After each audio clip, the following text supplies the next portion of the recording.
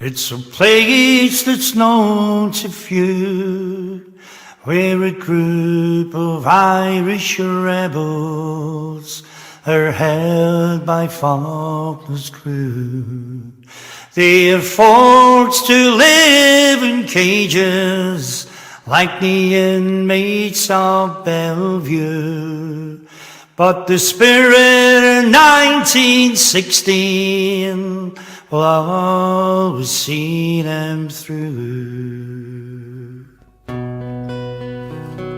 men in this fireplace, they come from far and near, some from the Derry bogsides and Doma town so near, and some of them from Belfast, from the market and the bone, from the narrow streets of Ardoyne and all around Tyrone. On that black day in August, when Faulkner showed his hands, well, he thought that by internment he could break her gallant band. But the boys from Ballymurphy, how they showed the way that night, and they taught the British soldiers how Irishmen can fight. Long Kesh has shown to everyone the system it must be broke. Ardoyne, the New Lodge and the Falls will see the system choke. And no more the Special Powers Act, the fiends they will invoke, and Long Kesh will be the youth stone on which the system broke. A word now, Irish people, no matter where you are, just remember our brave rebels in Long Kesh this year. And by civil disobedience or any other way, let's make a stand until the day each one of them are free.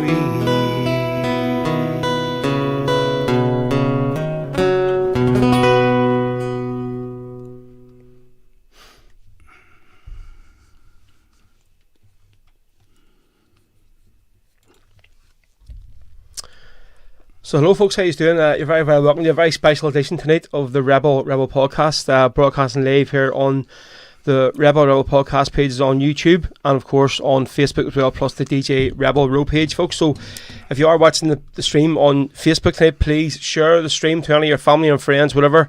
If you're watching on YouTube, you can share the stream, copy and paste it, and also give the page a like and share. It would be much appreciated, so thank you. So tonight I'm joined in the studio by my dad, folks, Kevin Carson here, to my left hand side. Normally I'm sitting in that seat and Marty's sitting in this seat, but I'm on the controls of the desk tonight. So he's literally only had to come up the stairs to the studio, hasn't had to travel too far. So folks, if any of you want to share any stories or ask any questions at all this evening, just put them in the comments section on YouTube or Facebook, and we'll definitely try and get a few answered during the show tonight. So there's no sort of time frame. We're starting here at 8 o'clock, so we'll get it done.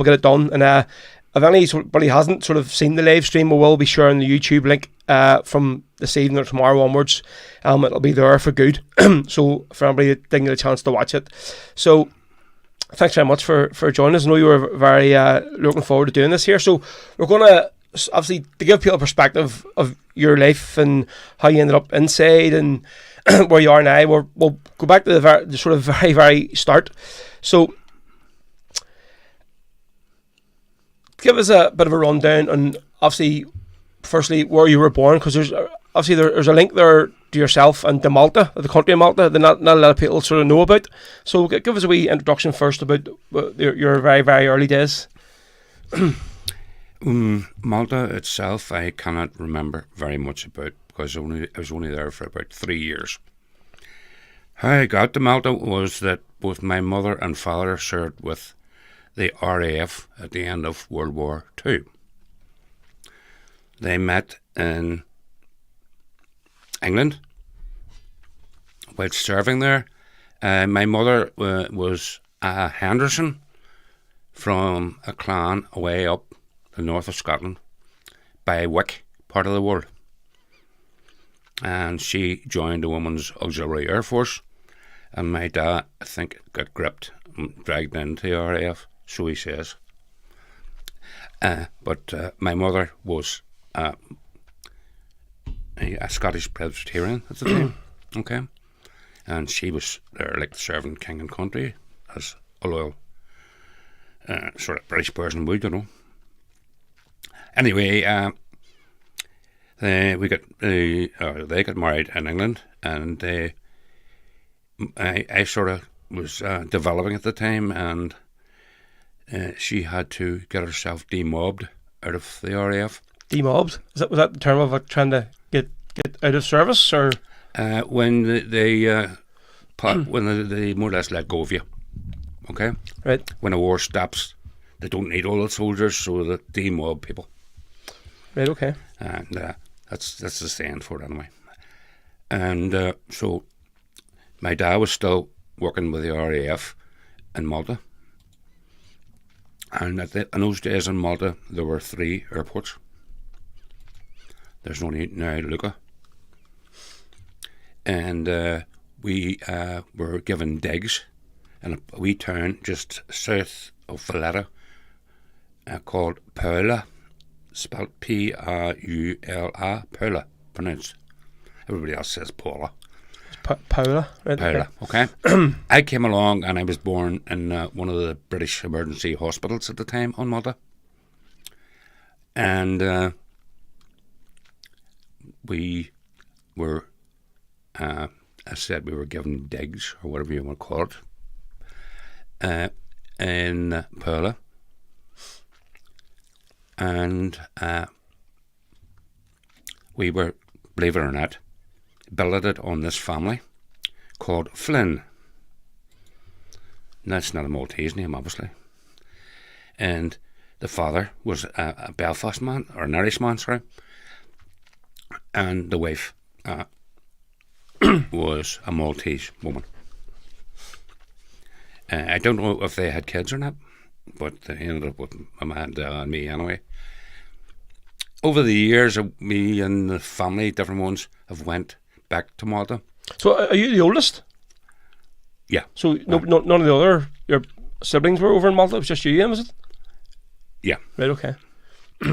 So a thing I've actually missed out on there. Mother had a stillborn girl before I was born. Right. Okay. Okay. And we're still trying to hunt through all the records, because all the medical records and stuff like that there, when the Brits got kicked out in 1972 by the Maltese and asked to leave, the Brits took all their records to Kew Gardens, and there are still attempts being made to find out the details about my deceased sister, or where, for that matter, she got buried. And we've made numerous occasions and got relatively nowhere about it. So technically, I am the oldest of the family. Right. Okay. So from what I recall and sort of growing up, using so North Green, is that your family home then? You all grew up in? No. When we came back to Belfast, we lived in a flat on the Ormer Road. Ormer Road, okay, right. It was like a second floor or third floor. Bearing in mind I was still quite young. And it overlooked the cricket ground. if that makes any sense to anybody who lives in that part of the world, it overlooked the cricket ground. And I remember Mother taking me for walks down the Ormer Road and then into the park or wherever. Other than that, very, very little. Until we moved to North Green in Andytown. Right, okay. So you take it that's where you went to school, your schooling took place, obviously primary school and secondary school? Yeah. So what schools did you go to there? Well, North Green is actually on the border between St Teresa's and St Agnes's parish. So you're like Glen Road, Andytown, sort of in the middle of it? Yeah, so no, our house faced the gate of the Holy Child, so I could just walk across the street into the school. Right. But because I was on the other side of the street, I had to go up to St Teresa's, which is another like 5-minute walk away. So. Right. And then after that, CBS, which was another 5-minute walk. I didn't do much myself school-wise. The only thing I can remember is being inspired by a Christian brother called Brother O'Mahony, who taught me Irish and Irish history. And I think it was Martin Miller's father taught me metalwork. Metalwork, okay. Right. And I sort of excelled in both things, Irish language and metalwork.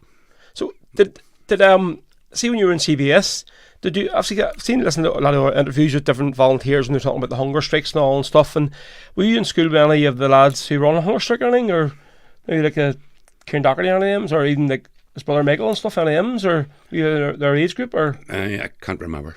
No? No. I really can't remember, and I don't think that there ever were like yearbooks where everybody's picture and all were taken. I don't recall seeing any of them. Aye.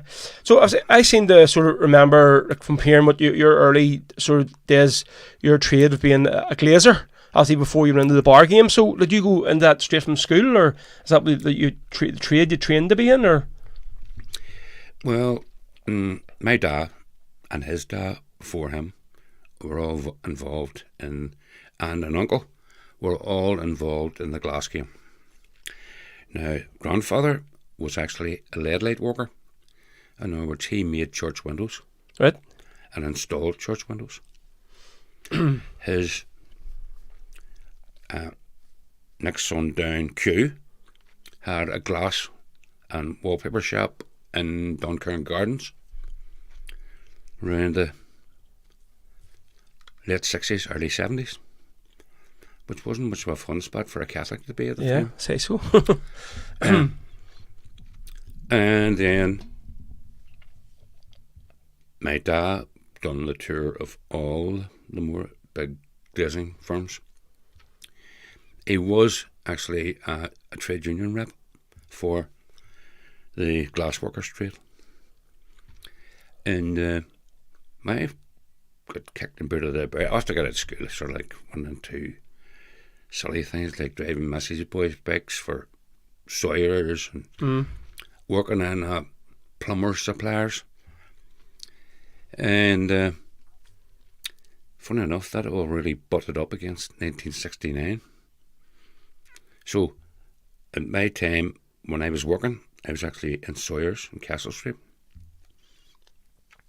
And we had I think there was a big shop, and there were like 5 message boys bikes and 2 Volkswagen.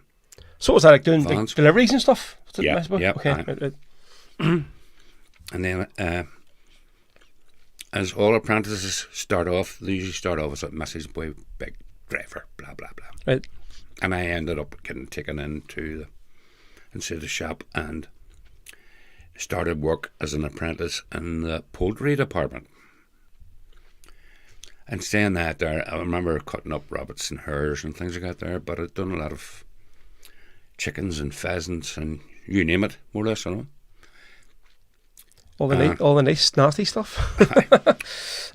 Well, and I remember the talk in the canteen, me being a bit naive at the time, didn't know much politics, But I worked out that a lot of these people were kicked with their foot and were very vociferous about it.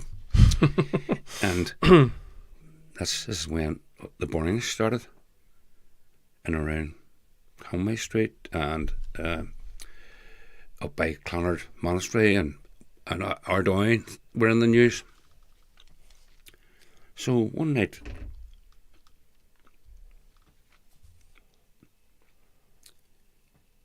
I says, there's something wrong here.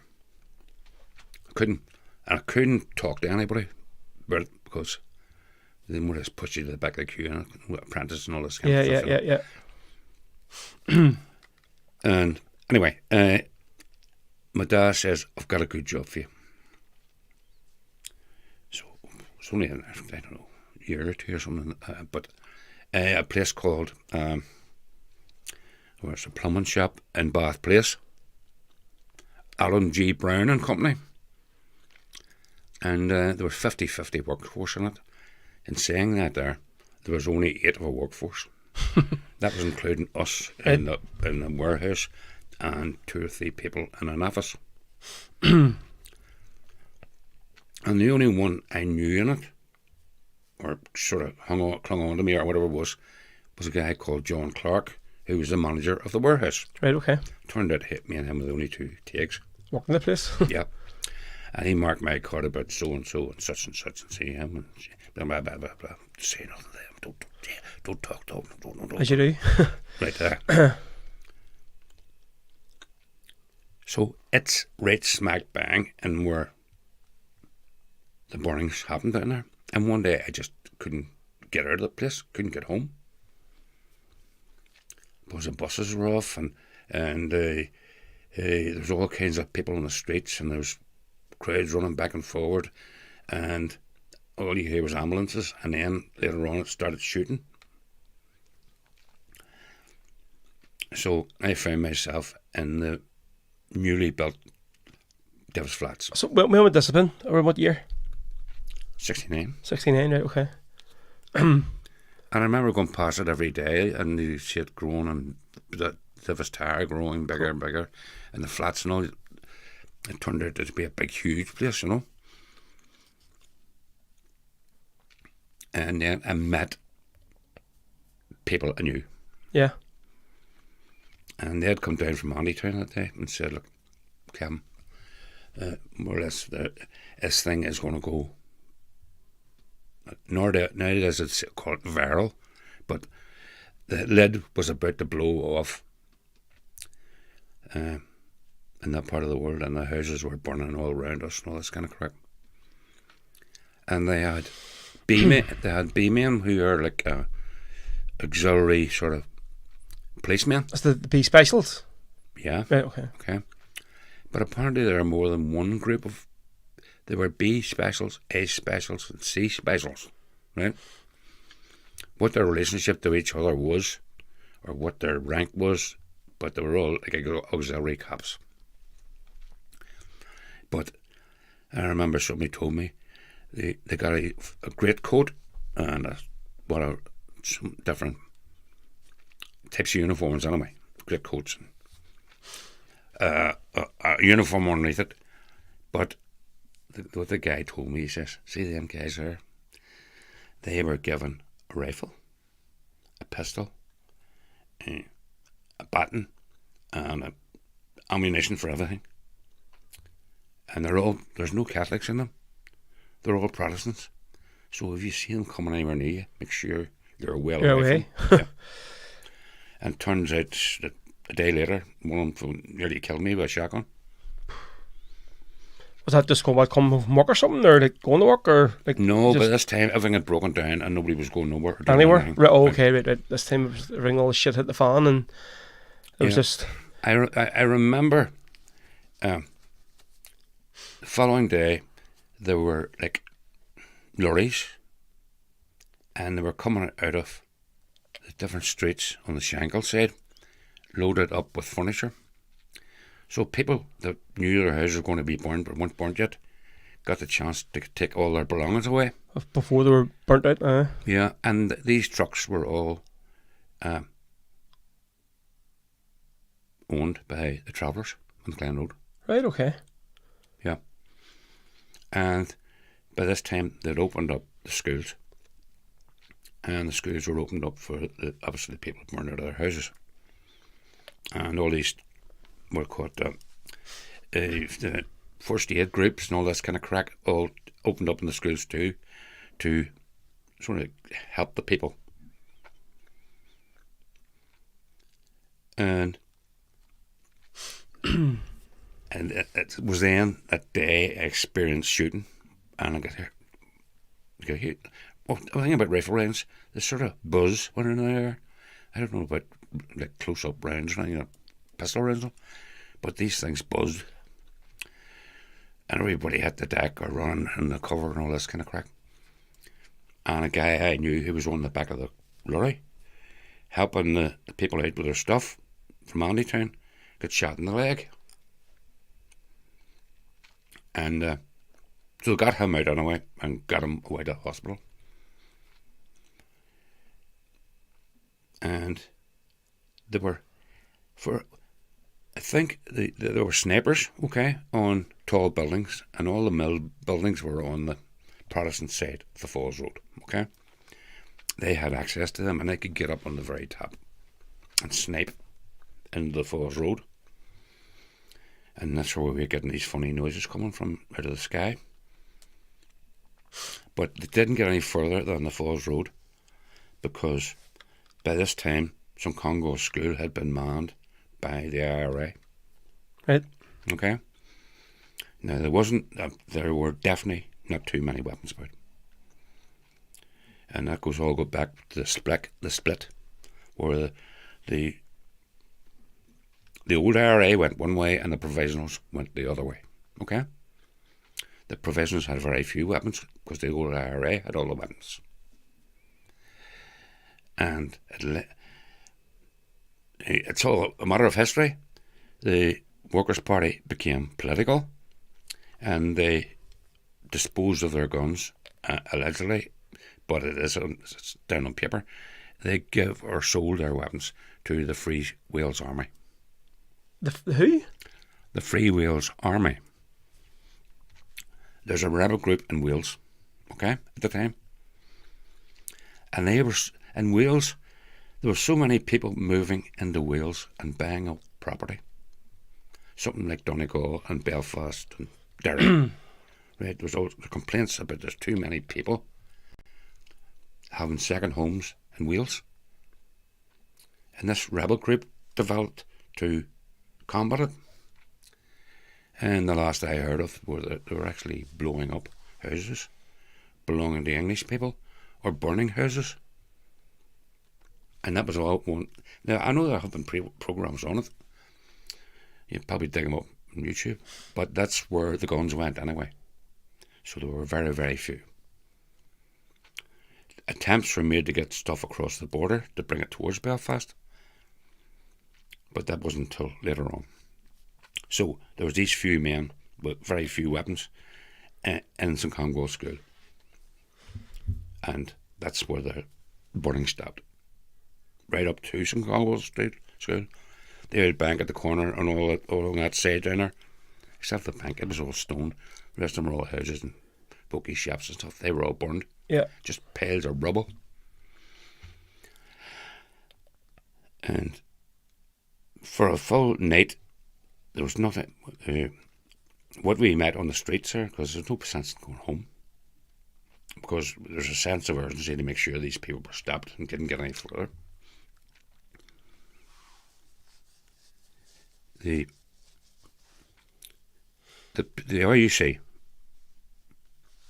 unbeknown to the British government, allegedly, had commissioned X amount of armoured cars, and they were built in Shorts. Okay? Shorts, the airplane? Yeah. Place. Okay. Right. And they had a 30 caliber machine gun on the turret on the top of it. I think they were built on Land Rover chassis, and they were covered in steel plates. And these things here were up and down the Falls Road. they didn't incur as much off the main roads into the side streets, but the calibre of a 30 whatever it is machine gun made up for the distance, because these bullets went for miles.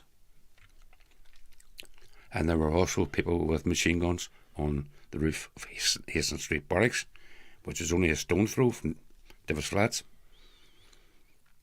And they were firing machine guns from that roof of the barracks into Divis and the flats. Was this like an ongoing gun battle going on? And they were just sort of, I mean, who were firing it? Just there were no. I on that night I did not meet anybody with a weapon. Okay. Right.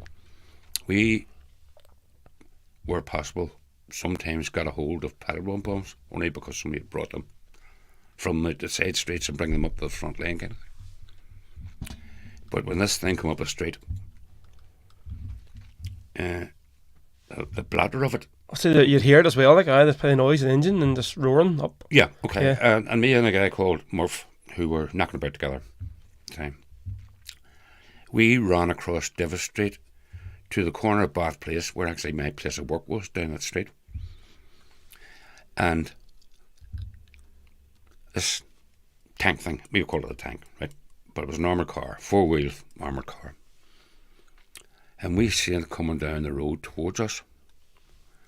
And the nearer it got to you, the taller and heavier and bigger and scary. Right? And it was just turning around with the turret every now and then going here and then turning around the other way, shooting over there. But it still kept coming towards us.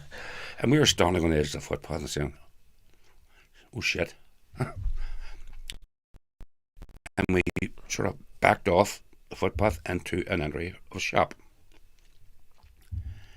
Well, they must, in the Jeep, the tank thing, must have seen us, because they got up on the footpath and they were still coming down towards us, right? Scary spuds. And they didn't fire anymore, but they came right towards us, and then we must have disappeared off the radar, because we went into the entrance of the shop. Probably just to say, listen, we could get you here if we wanted you to, like.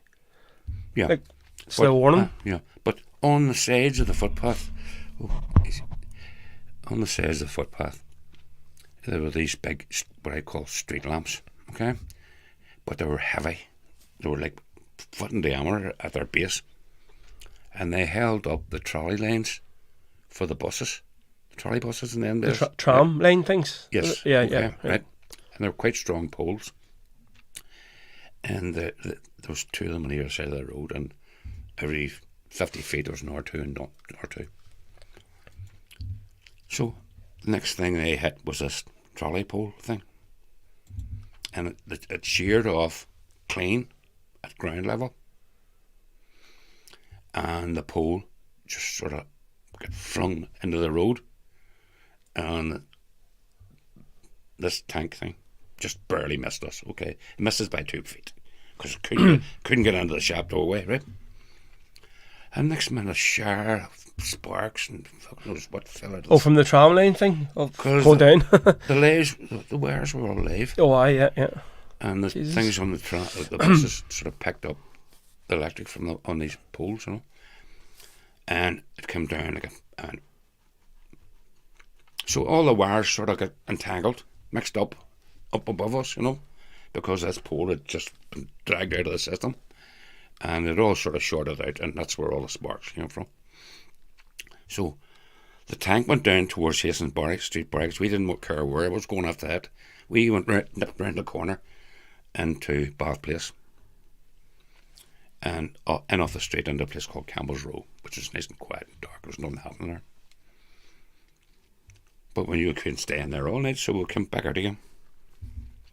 And we went over, and there, as I say, somebody says, look, if you see an ambulance anywhere around here, right, or you see it crossing town, right, it hasn't got injured people in it. It's got policemen and B-men. They're transporting their forces back and across the town, in registered ambulances, real ambulances, you know, not like the St. John's or blah blah. Yeah, they're like proper hospital government sort of ones, like yeah. Yes. And okay, so we were not too far away off the junction between Divis Street, Dover Street, Townsend Street, and Divis Street running into the town. We were in that area. And we came across these rebar. It was like a paling. It's a building site, you know. And they're maybe about half an inch in diameter, steel rebar bits, and they're about, say, a metre or 3 foot long, right? At least we've got something to defend ourselves with. So we've got like a bundle each on our shoulders, like about 10 of them, which is quite heavy. And we made our way across Durham Street. And on the other side of Durham Street, on that corner, was all I can describe as a men's toilet. Bus drivers and all this kind of crack should jump off the bus and wouldn't have a pee and all this kind of crack. But it was a toilet. And beside that there was all I can say class as a yard where horses were kept. We climbed up over the gate and threw all our bars over the gate, wooden gate, which was about maybe 6 or 7 foot tall. So would this be around now where they're building this new big train station and like just say Durham Street or? No. See St Mary's Primary School. Do you know where that is? That's on up if you're heading up to coming out of Castle Street on towards the St Mary's. Yeah. Well, St Mary's Secondary School was behind it at Barrack Street. Yes. Oh, yeah. And they moved up to Andytown, right? But this is the primary school on the front of the street. It's still there. St Mary's Primary School. And we could see above our heads the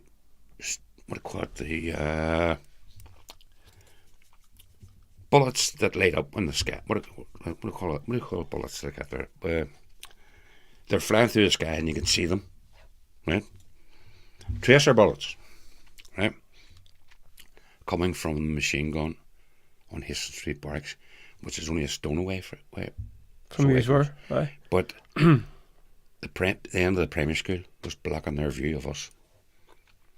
So we ended up lying on the roof of this concrete toilet place, and it stunk like hell. Sure it did. Was this just like to try and get home? Like no. We were in the middle of battle. We were going far away from home. We knew there was a war going on there. Like, you know, the people were dying,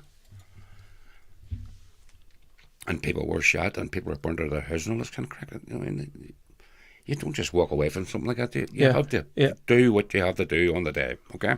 See, that's what I was going to ask you sort of next, bringing into this. I mean, like, I wouldn't sort of class my granny and granddad's sort of house as a sort of Republican sort of family or household at all. I mean, probably far from it. So, I mean, would this have been your sort of first introduction into Republicanism by sort of obviously the story you're just telling there about coming home from work and sort of getting involved and mixed up in this here kind of thing and stuff, and then obviously just getting embroiled in it, like? Probably. I'd say my dad, I don't know, he could have been, he didn't teach us about Republicanism, right? My mother was a Scottish nationalist, and I remember her in latter days, and she still had her Scottish accent, and when one of these Scotch regiments were put into Andytown, she'd be out with her mop or a brush, beating them. Seriously? Go home, you sold out your country to the British. Go home to your own homes, defend the Scottish people, fight for your freedom. I didn't know that. Seriously? Beating them. Flip. Right? With a mop or a brush. And like for all the size of her, like, I mean, just a wee tiny woman. Yeah. Because she always, when I was young, she used to talk about Bonnie Prince Charlie. Bonnie Prince Charlie was our favourite guy in history, you know. Right. That's another story, like. I don't know actually too much about him, but I'm sure the Scottish people do. Anyway, so we're landing on this smelly toilet roof with these bits of rebar. And there's a set of traffic lights where we are. We're just at the junction of Durham Street, Townsend Street and Dover Street, right across the street. Wonder, like, the place is falling down, there's things burning, there's virtual war going on in the streets, and the traffic lights are still working. No, there was no traffic, right? And the guys with the machine guns and the tank, They weren't stopping for the red lights. they weren't obeying the red lights. But what happens? But an ambulance comes up Durham Street and stops at the lights. But, right, okay, bear in mind, street lights now are gone, but the traffic lights are still working. And them days, ambulances had darkened out windows on the side of them, right? So as you wouldn't see the sick people inside or whatever. But because this one parked in the middle of the road, at the lights, the green or the red or the amber of the traffic lights shone through the stained glass, or what do you want to call this, darkened glass. And lo and behold, was a row of Be specials. guys with motorbike helmets on them. Right. And that's what the cops had in them days. And the Right, B-men had. They were like motorbike helmets. Right? So we got... So we got two. That's about as much as you could lift up these bars, right? In that hand, two in this hand.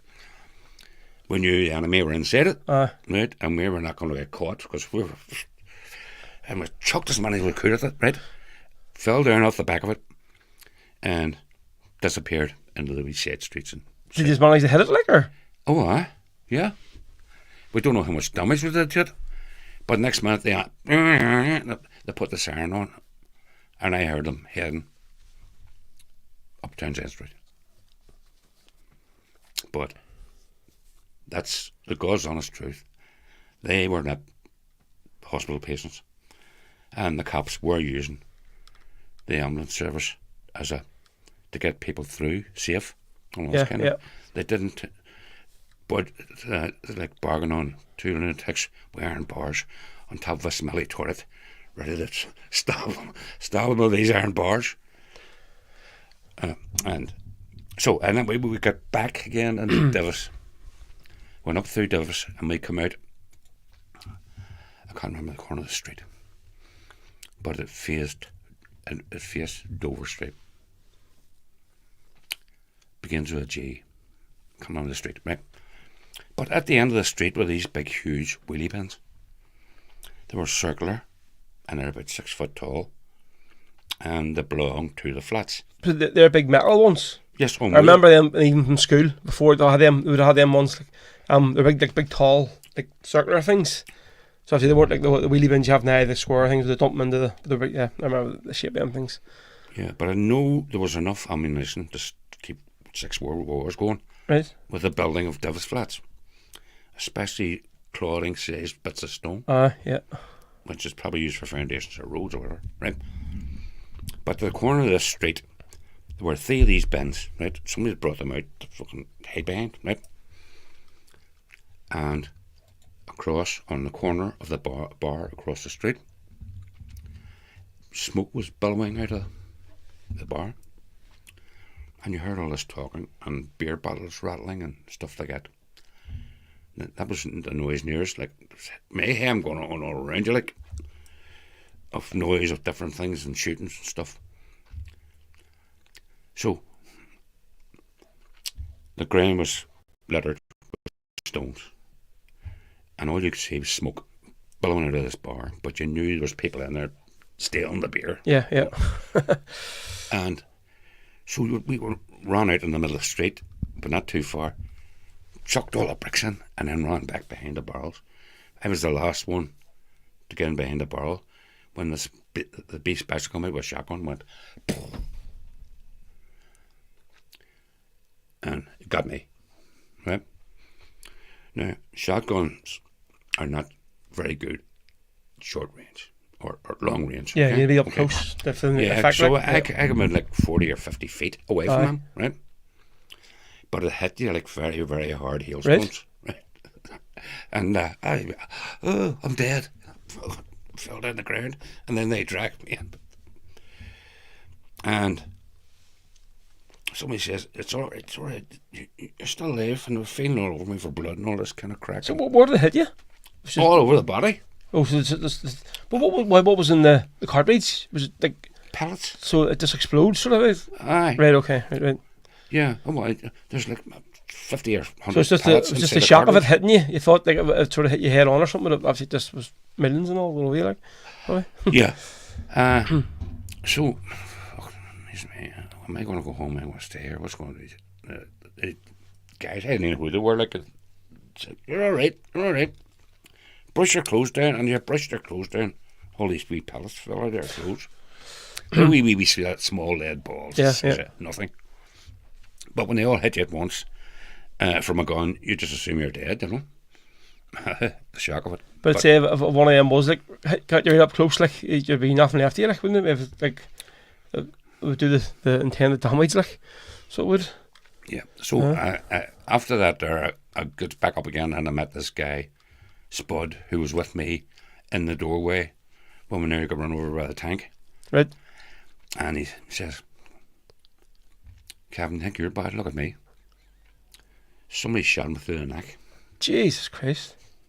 I stand there. And I look. Did he know how bad he was? Or was it like No, he felt a thump on his neck. And we found out later on that there was a 2-2 round. A 2-2 round is a bit smaller, very, very small. And it went in one side of his neck and out the other side of his neck. Like so. And I says, we'll have to go to Plevna Street and get this here dressed, see what's wrong with you. So we began this mad journey of making our way down into the centre of the falls. I'm trying to skirt round this lower falls business because I know that it ruffles people's feathers. Anyway, trying to get across Albert Street, which is one of the main streets to get in our direction. so where were you trying to go to? Plevna Street. Was that a hospital or like a medical centre? Or? First aid centre. Right, okay. And it's like, probably, it was ever after that there, Plevna Street was always sticky headquarters. Yeah. You know, right. Or the official IRA headquarters kind of thing. And we got halfway across the street, and back comes our old friend with a machine gun and a tank at the top of the street, looking down Albert Street. You know where everybody views the murals and the pictures and all that? Up there, right? Yeah. We could see up there.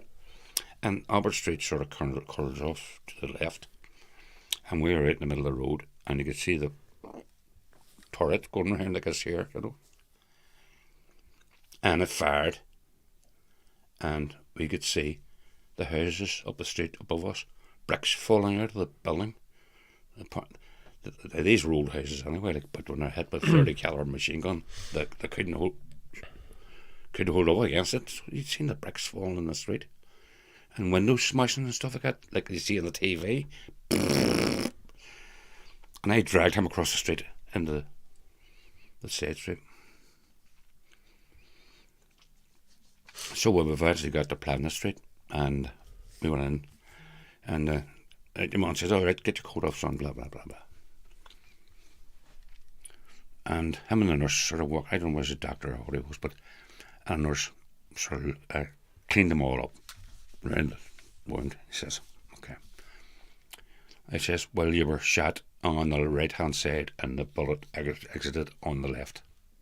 So did it miss all the arteries and stuff? Just some clean through, like, or what? It's missed his spine. Jesus. Right. Missed his arteries. Missed his spine, obviously, and missed his nervous system, right? But clean in, and because it was such a small round, it was like 2-2s are like hunting rifles, you know. And he thought he got smacked on the neck. Don't know where the round came from. So I'm sitting there, right? It gets this big bodkin, what I call a bodkin needle, because my ma called it a big needle, a bodkin. Old Scottish name over it. And they put on the eye end of it, they put in swab in there, and they dipped the swab in some chemical mixture. Put it in one side and popped it out the other side. Jesus Christ. And he's fully like just awake and like. Like, I know they give him kind of a Jackson on his neck. Yeah. Right. Yeah. Jesus. Oof. And he says, right, it's you fixed, son. Now, Gee, fixed. Quality there. but your next journey is to the Royal, because we can do stitch you here, Yeah, but they need but it we're not very sterile. properly done. Yeah. Go to. So he got, eventually, somebody brought him over to the Royal, and then I ended up back down the street over the other side again. And during all the clothing and mad shit was going on.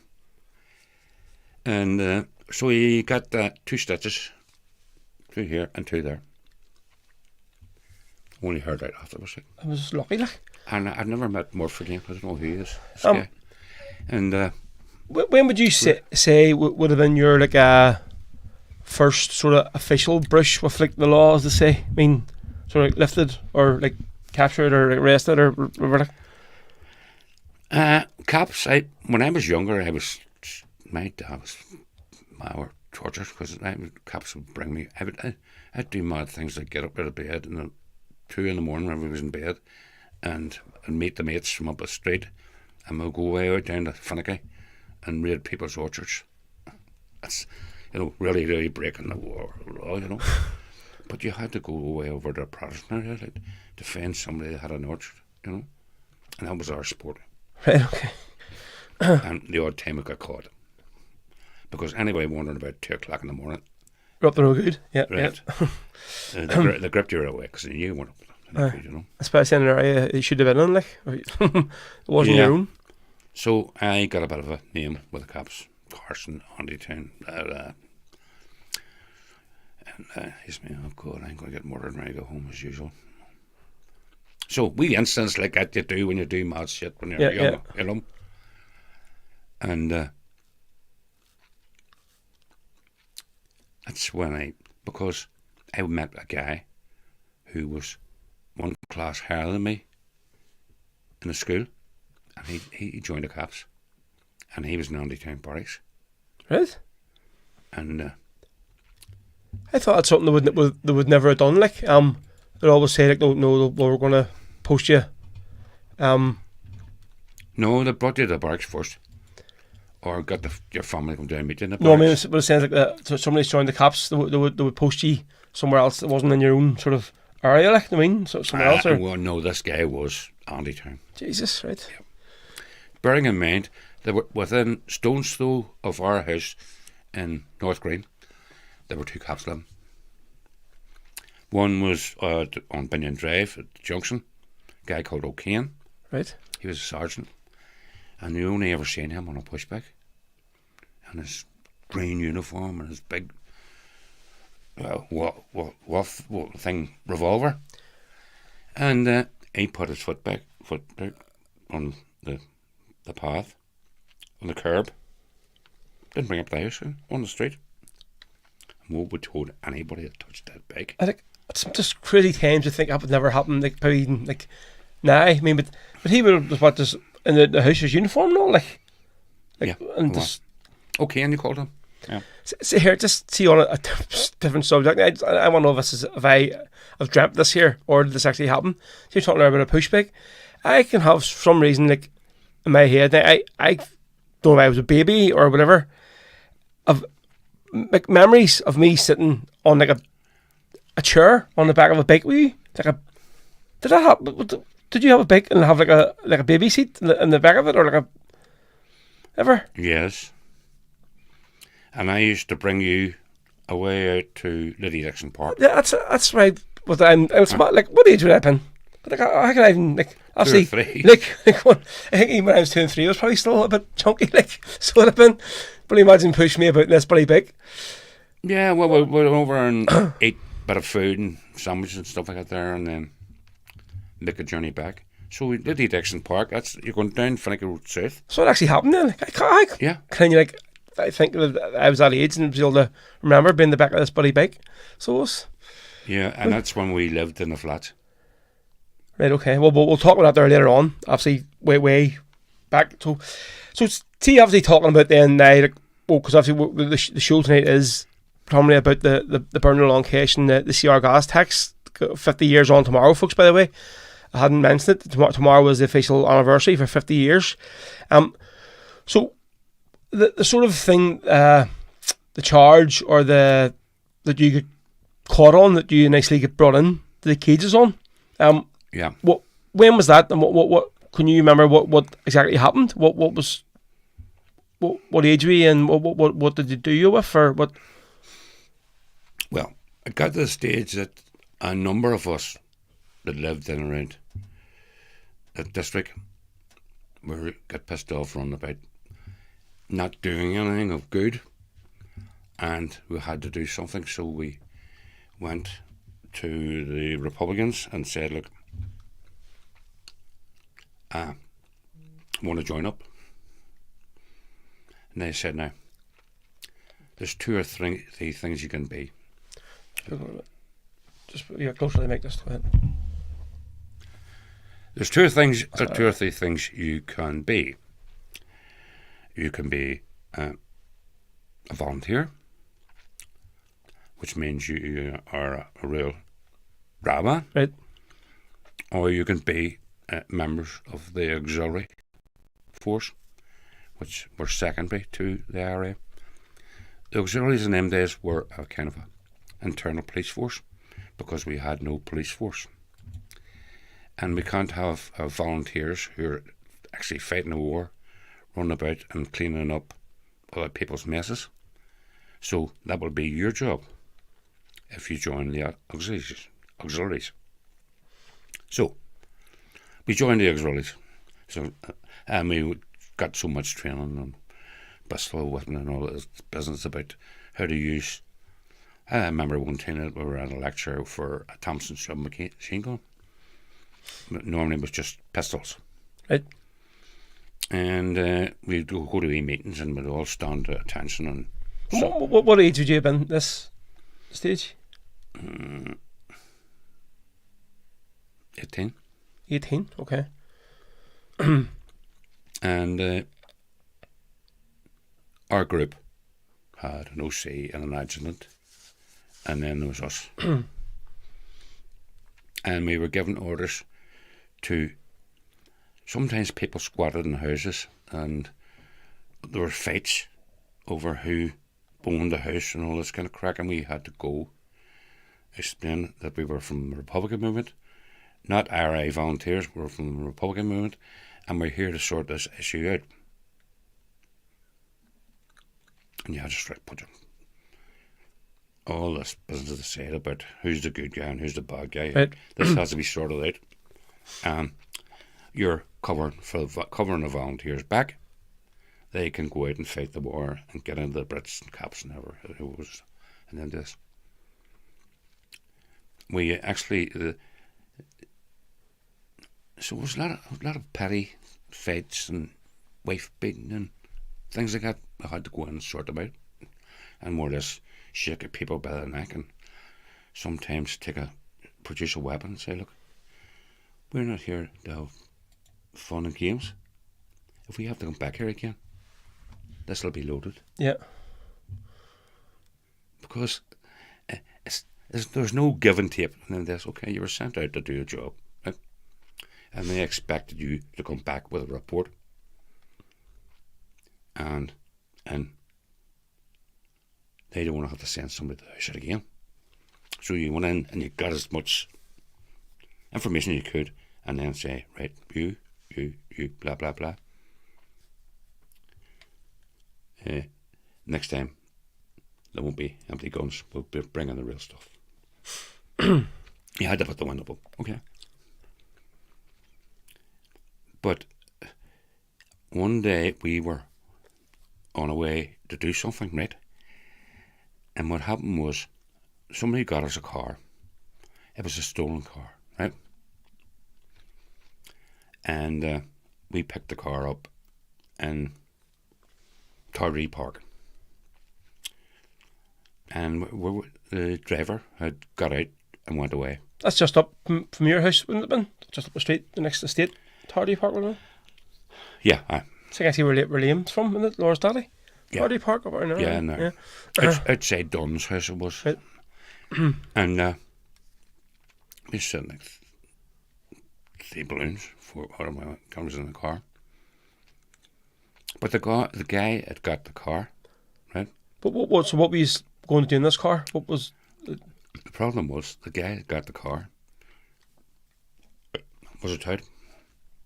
Right. I'm not going to go any names, right? He disappeared. The next minute, shed load of brats come flying around the corner. A sergeant and a jeep. And So was he driving the car and then just jumped out of it or what? Or I just even left? He just left the car there.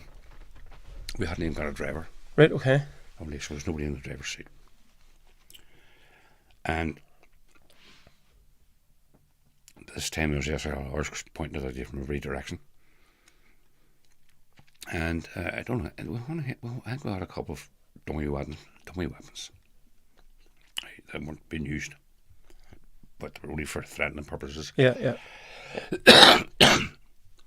And most of the weapons were hidden under the seats, and we got dragged away. But I couldn't, because your man had a rifle in my neck. I had an oil 38 in the belt of my trousers. And he says, don't move. And they pulled the door open, and then they pulled me out. And then they pulled the other ones out. And brought us down to town barracks. As soon as the Brits, by this time there was a crowd of people gathering outside, and there was threats and shouts and battles are getting through and stuff. So the Brits left the car, and somebody got into the car and got the weapons, except for the one I had. So we all got done with the conspiracy laws and blah blah blah blah. We ended up on remand and Sea Wing and remand in Armagh, and then back to A Wing, and we were accepted into the provisionals ranks. Did you ever go in the Crumlin Road jail, or like you hear the stories now of the courthouse, and basically there's a tunnel on the road, and brought you into like the jail after you were sent down, whatever, or anything, or?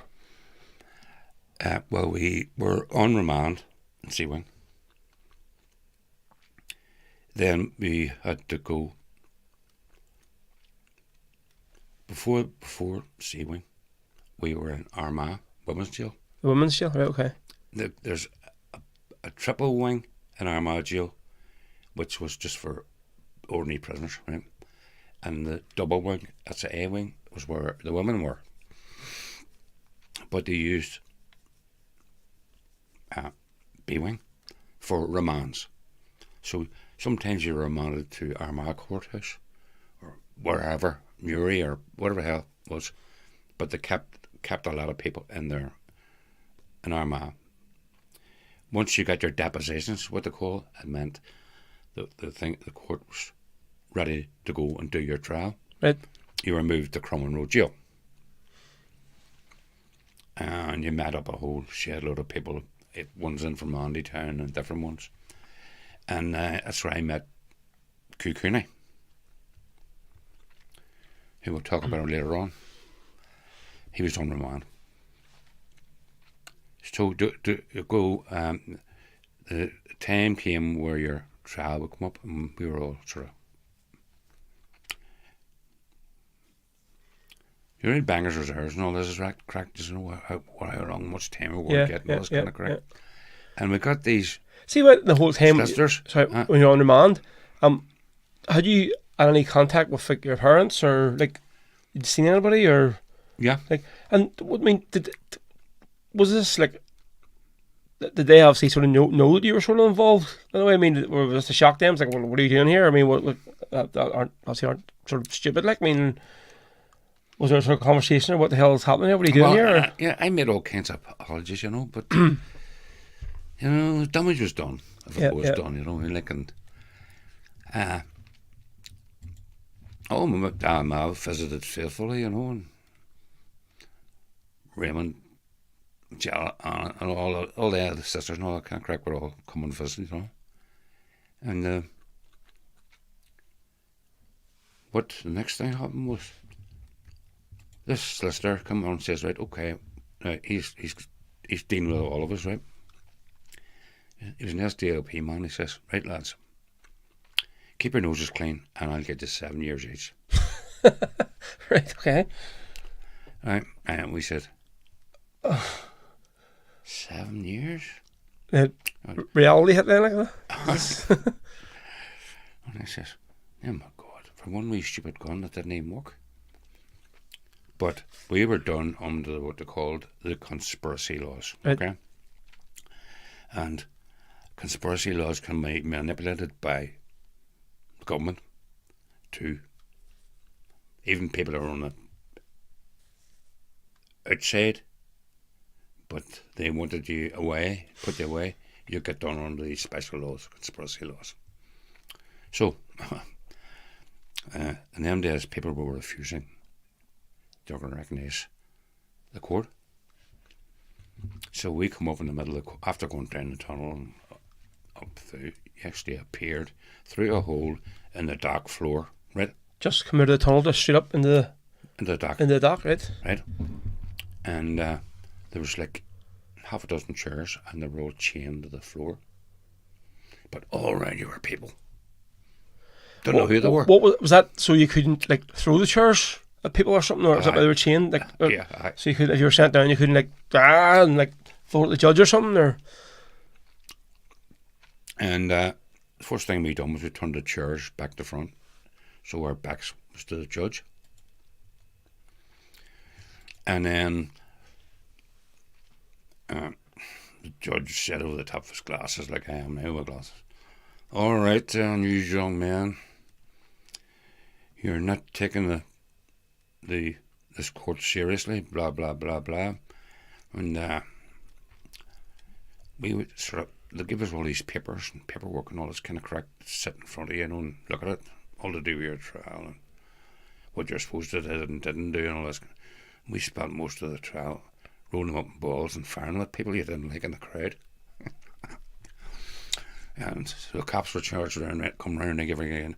Now, any more of this tomfoolery, the judge says, and we'll have you taken downstairs, and the court will go on without us.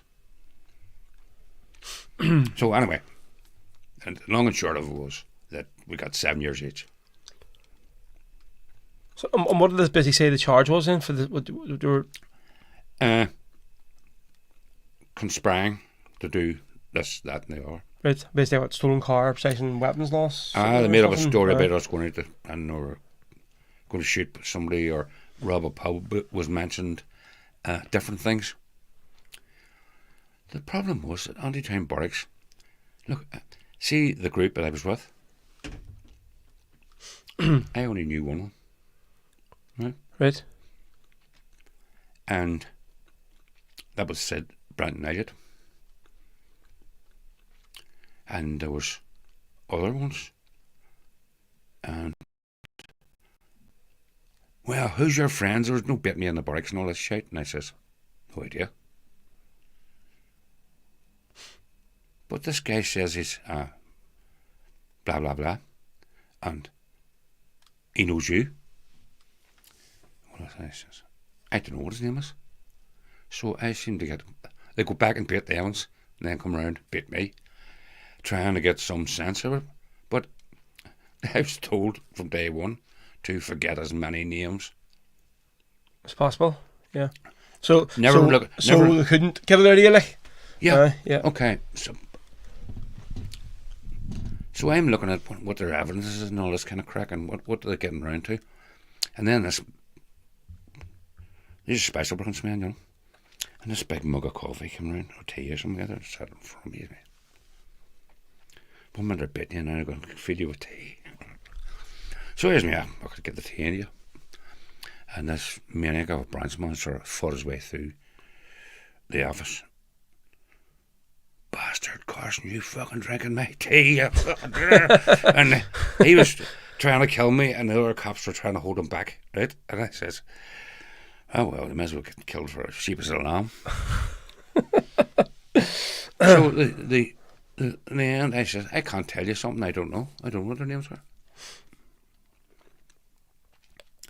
So I've learned that from day one there's still there's people I would have conversations with, and I can just disappear off my memory. I keep and I never went in and out of a front door of anybody's house. I was in and out of the back door, and most back doors have no numbers on them, so you can't tell the number, right? So I don't know. Yes, very important thing. Once we were convicted, we were moved to A wing. Okay, and A wing. This is in the Crum. Yes, Right, okay. A wing in the Crumlin Road jail. It's the biggest wing. Right. There were the UVF prisoners, the UDA prisoners, the IRSP prisoners, the Workers' Party's prisoners, and the provisionals. Right? A kind of a hot place to be in, both temperature-wise and hospitality-wise.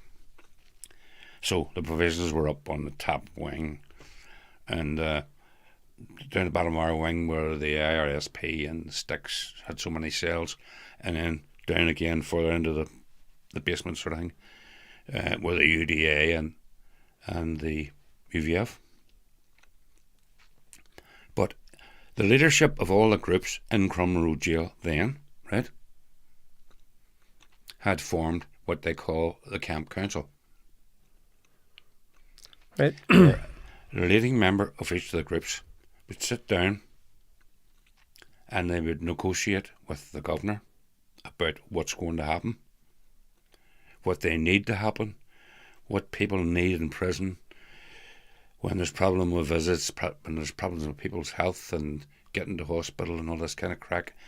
And a lot of things just that carried on right through to the Kesh, like, compassionate parole, where your granny's dead and you have to go and bury her kind of thing and all this, Well, these things were all settled with the governor.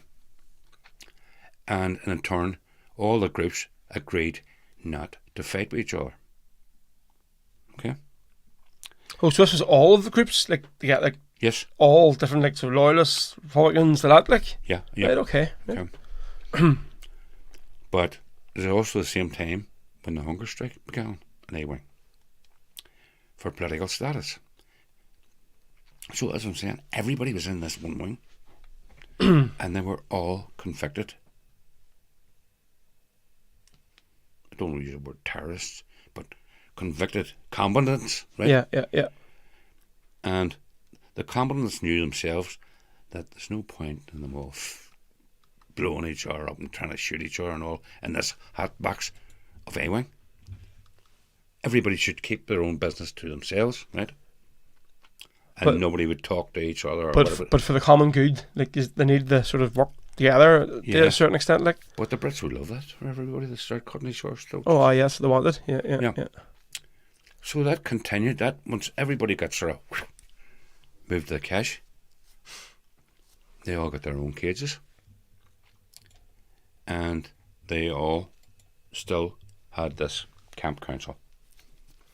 So when was this then? Well, when did they just tell us one day, right, these are all getting shifted, or was it a case of overcrowding or something, and that's why these all got moved up to the Kesh, or what? No, we haven't finished the hunger strike. The hunger strike went on for a number of weeks. Right. I had this unusual job, so give me this job anyway, in A-Wing, to look after the twos. So when I'm talking about the twos, the ones is a ground floor. Right. The twos is the first balcony, and the threes is the next balcony, right? So the screws who are on duty would say, Mr. Brown, 2 off the twos, 1 on the ones. He's telling the cop at the screw at the top that he had sent 1 down, so he'd got them on his book. Right. And he was sending 2 up, and they had to be put on his book. Right, okay. So the screws all knew where people were, okay? And I had to be up out of my bed at 7 o'clock in the morning. And this is before the hunger strike started, right? And we went to the circle, which is the caged area, where all the wings meet together. circular, sort of round, like a big monkey, huge monkey cage, right? And we would collect this trolley, which the orderlies had brought up from the kitchen. And there had to be a real rigmarole about the food. Every part of the preparation had to be overseen by screws, because they didn't want anybody poisoning somebody. Right? Right. You heard reports like people spitting into the soup and all this bloody stuff, you know, and that was one of the things. That food had to be pristine, and it was in locked containers and stuff. And we met the trolley anyway, two of us, and there was two orderlies handed over, and then the gate was locked, and we pushed this trolley the full length of the wing, because the canteen was at the far end of the wing, and it rattled and it clanked and banged, and it also dragged a smell of food behind it. So just like the breakfast then, was it? Yes. You do it for all the meals? We done that Every three times a day. Day, okay, right. So we had a talk about it, and we said, like, we can't, there's going to be hunger strikers in this building, and they're on our landing, most of them. Yeah, and they're Professionals, right? going to be getting the sort of smell of this sort of Yeah. coming to them, right? And this platter, this bloody thing, everybody knew about the food coming. And we had to do a whole footering about thing. They brought these wee, like, small later trolleys. And we switched the stuff, one tray and all this kind of crack onto this stuff.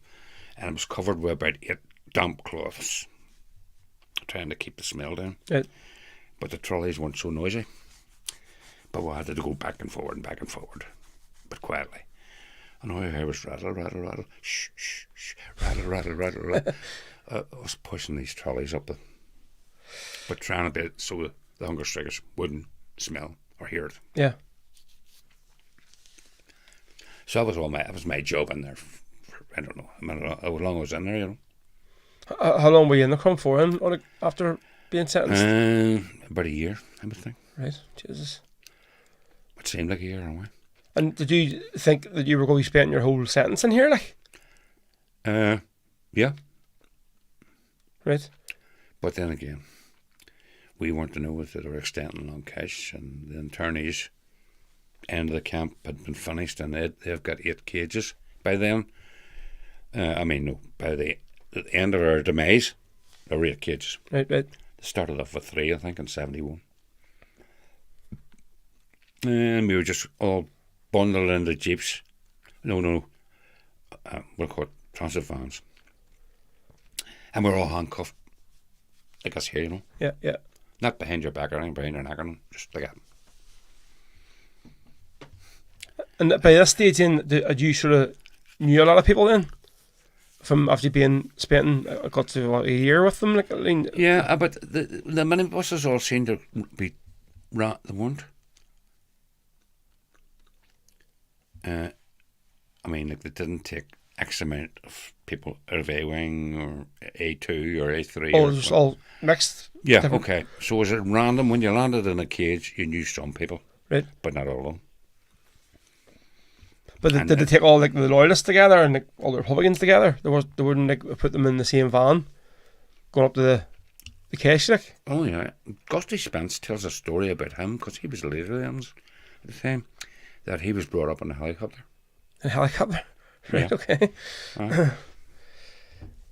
And because he's hierarchy, you know. Yeah.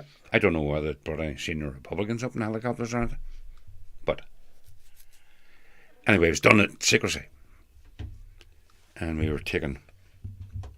In our case, we went to Gate 6, which was an internee's cage, but at that time it was empty. And all you see was all this sodium lights, amber lights everywhere. Yeah. And they reversed the minibus thing into the cage.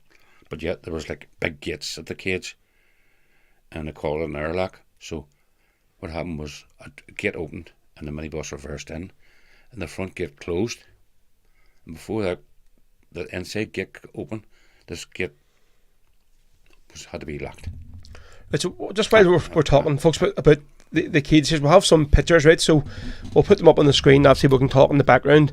Now, obviously, this wouldn't have been the cage you were in, right? But it's just to give you an idea of what they all sort of looked like. So let's just come up on your iPad here in a minute. I think it's a few seconds behind. So it is. I was wondering, I was chewing gum, but I'm not chewing gum now. Right. So as you can see on the screen now, so these are, what were they known as, like Nissen huts? Was it? Yes, all right. Right. Indeed. So what would that be, like a typical block of sort of huts in one cage then? Yes.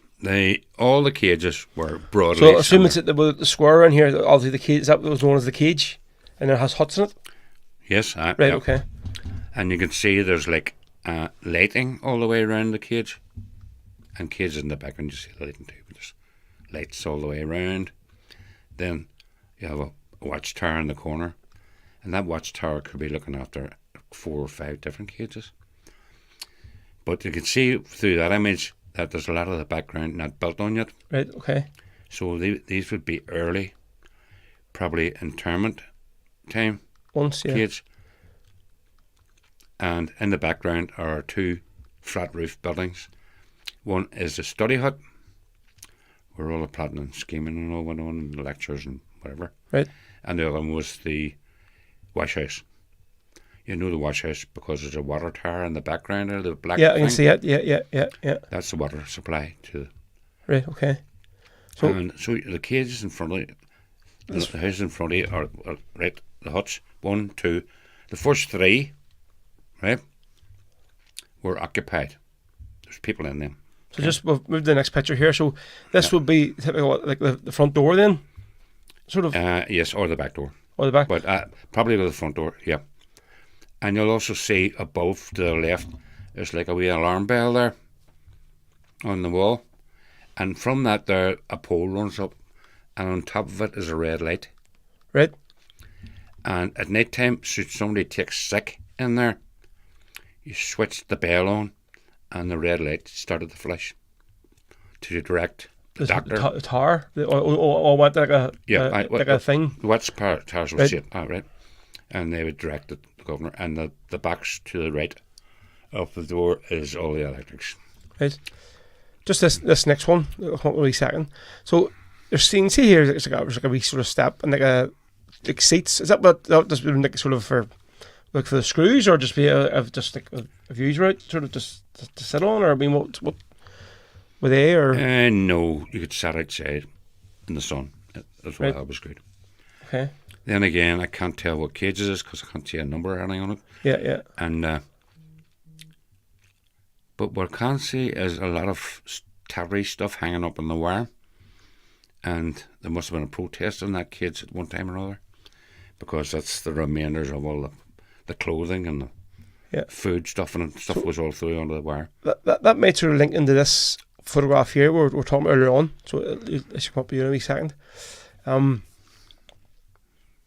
Just the iPad's about 5-10 seconds behind of the main screen. So what's going on in this picture here now? Okay. Remember that we had the description of the camp council. Okay, so it used to be that when the screws ran the cages, you went out in the morning and you put your name down for the doctor or the dentist or blah, or you wanted to see a governor, or you wanted to see a solicitor, or these things. That was all knocked on the head in our cages, and everything was done through the camp council. Okay? Camp council being the same group as would have been in Crumlin Road jail. And they were telling the governor or the governors of the Kesh at the time that, lads, you got to play the game here, because it's not going to be one person going to the doctor in the morning. We can send 500 out to the doctor. And how are you going to cope? Right? And the long and short of it, they were told, like, from the earliest days, that this place is going to be burned. This is what's going to happen to this place. It's going to be burned. Will you ever get it into your heads? It's going to be burned. So this is a bit of this here is, that's bedding on the wire. Okay, it's sheets and pillowcases and stuff like that, because they had stopped cleaning our laundry. Now, your own clothes you could have washed in the wash house, right? But this is all like hundreds of sheets and blankets or whatever the hell it was. And we decided every cage would climb up on the wire and chuck all our stuff up. But what you're seeing at the moment is the two guys on the top at the moment actually have food containers, and the clothing was being followed by the food. The grub was getting chucked over the wire as well. And like onto the sheets and stuff, whatever, like, or yeah, everything. Right, make the place like a mess, like. And these are all things that were being the quality of food, and it was checked by the staff before it was delivered into the cage. And if the staff says, "Crap," right, lads, throw it over the wire. So obviously you spoke about in the Crum being how obviously the camp structure with the leadership and stuff, and so obviously I'm sure this moved on up to the Kesh and the cages. So give me an idea. So tell us like what like the average day was like, sort of from when you got up in the morning till you sort of went to bed at night. What was there a set routine? Was this like ordered by the screws, or did you have your own rules and regulations and you've done like your own sort of stuff, whatever? And well, I don't know. I think I reverted to outside again, because there's me and a couple of other guys in there who were from Andytown, and we knocked about together in the cage. Right. And we would do like mad things. And one day we were when we were cage 6, it was a big massive field at the back of cage 6. And it was just all dry grass, and you could see like bundles of barbed wire and all this shit and all that kind of crack. So we were just thinking, I wonder, is there any, like, is there pipes, is there sewers or manholes out there? Can you escape through them and all this kind of crack? So we decided to get the newspaper and lit balls, newspaper, and wanged them into the field. And the whole field went on fire. And the screws tried to get in to put the fire out with their hoses. The problem was that the whole field was ringed with razor wire. what? Oh, she used lit balls of paper and fire them. Yeah. On the field, right? Okay, right. But they were actually covered in wax polish, which Right, helped they them make it burn more, right? Oh yeah, and Okay. give it the weight. Right. So all the guys out kids and all shouting and charging and having a laugh and all this kind of crack on you, stupid, because their hoses were getting ripped to shreds trying to put the fire out. Right. And by this time, me and Sean Carney had disappeared from the back of the cage and were in reading books or something like that, out of the way. Somebody says, Carson and Carney, it's definitely them. They've been at it. So we're dragged in front of the cage staff. Jeez, is there something wrong with your effing fucking... So what do you mean the cage staff? Just mean like the OC and whatever, like it's not the screws, like, is this your... I know the cage staff, yes. We elected these people. Right, okay, right. It wasn't, when you come in like an IRA man and you're a general, you come on each volunteer. Yeah, right. Okay, you lose all your power and your Yeah, graces and all this kind of stuff, and you have to earn the respect of the cage, and then if you're good, then you get elected up to a higher position. Right. Okay. Anyway, we had been caught doing all this mad shit, before, like, and look, lads, can't let this go, right? Now, we understand you wanted to know what was out in the field and all this kind of crack and what was in the manholes and stuff like that to escape. Right, okay? The problem is, Do you not think that we haven't got a escape committee in this cage, and their job is to find these things out? Why didn't you ask what was in the field? Or we could have something going out through there tomorrow. And you sort of screwed it up, like, whatever you're on. Yes. Yeah. So we weren't on the Christmas card list for a year or two. Right, okay. Believe me. So our early morning thing was as soon as the screws opened the hut in the morning, people get out to do look after the kitchen. And So was it them doors locked every night then, were they? Like the, 9 o'clock at night, yeah. So they padlocked them, like, whatever, or, I mean... Yes. Right, okay. But there was a parade called, and everybody went out and stood in lanes and all this kind of crack, and the screws walked up and down and checked their names off, just to make sure everybody was there that should be there. Right. Okay. And then the screws would count in the hut, and then there was you locked up till 7 in the morning. And those who watch TV, won't study Irish, and all these different activities are on in the different huts. But me and Sean Kearney were first ones out the door in the morning, and we started cleaning the toilets and the showers, and then we'd come out and make sure it's all spotless before people get up out of bed. Was this to try and get back in favour with them? No, it was our job. Oh, well, okay, right. That was our punishment. Oh, okay, right. Well, you weren't doing a free choice then, just for Aye. to try and butter them up, right? Remember the thing the Brits said, like some of them were in prison, or they ended up, they call it being on a charge, right? Doing this menial labour. But some of the real bad ones told stories of people given toothbrushes and told to clean the floor of the toilets. And it could take a bit of a time, they were make it look like clean, Well, we done that for months until they said we had enough, we had enough punishment, So, and then when we finished that work, we had to go in and open up so I was involved with the same thing I'd done on the Crum, opening up the dining hall, which was the end hut of the group. And in the dining hall you had tables and chairs and no TV, and they had a hot plate thing, and I had to be out first thing in the morning to switch the hot plate on. So what sort of food did they give you?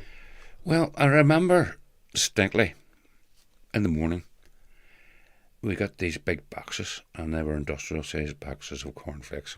Right. I don't know what size they were, but they were in great demand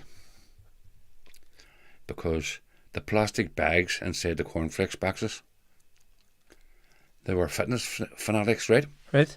And when they were finished with the bag, they put it on like a sweater or something, was it? So they put 2 holes for their arms and their head, right? And then they would put their football gear on top of it and then run around and sweat it off, And you could see the water running out of the back of them because it was all just pouring out of this. That's when some say a bag of cornflakes. Something. Yeah, it was big. Sure they weren't Kellogg's anyway. Bloody Tesco own brand ones. Well, Tesco weren't here then. I know what I mean. Like, it's the sort of branded sort of like it looked like cornflakes. Offcuts. Yeah, and activities in there then too there were Irish classes and mostly Irish classes. Then you got politics, and you got about guns and explosives and how do you make all these things. See, just talking about there, obviously you were saying about Cade 6. When did you move to Cade 17, which is obviously where you're sort of known for being in? We didn't move to 17. We moved to 11. That was the next Cade. Right. And we moved back and forward from 17 to 11, but we never went back to 6. And what was the reason for that, moving you back and forward, or? Because somebody might be taking the tunnel. Oh, okay. And they move you, and you never get back there again. And they go and they hunt for the tunnel, so they'll go around with a metal pole, bouncing it on the concrete floor until they find the hole. The hole, right? Okay. And then it just bring a concrete truck and pour the concrete down again. Let it harden up for a while and then move another bunch in. Right.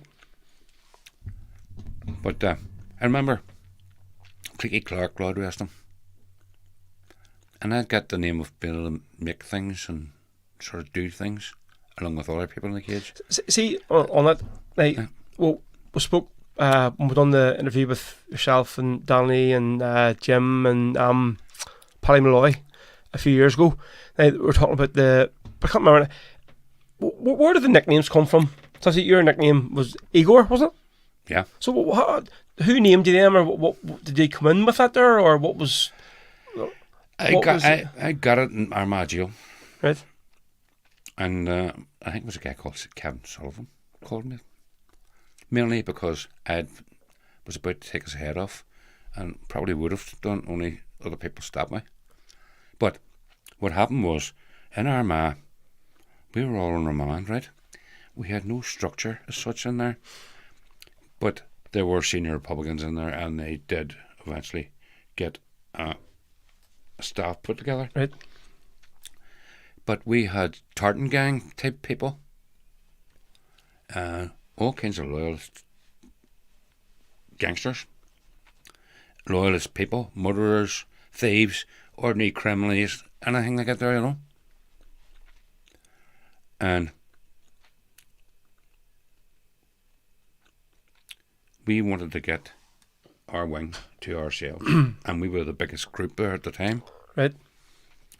So a thing was planned, and one particular day, I don't know, there could be 50 or 70 non-Republicans in there, right? Then there were like RSP Republicans, or the odd Sticky or whatever they're at the time. And at a certain time, when everybody was in the wing, all of a sudden, right,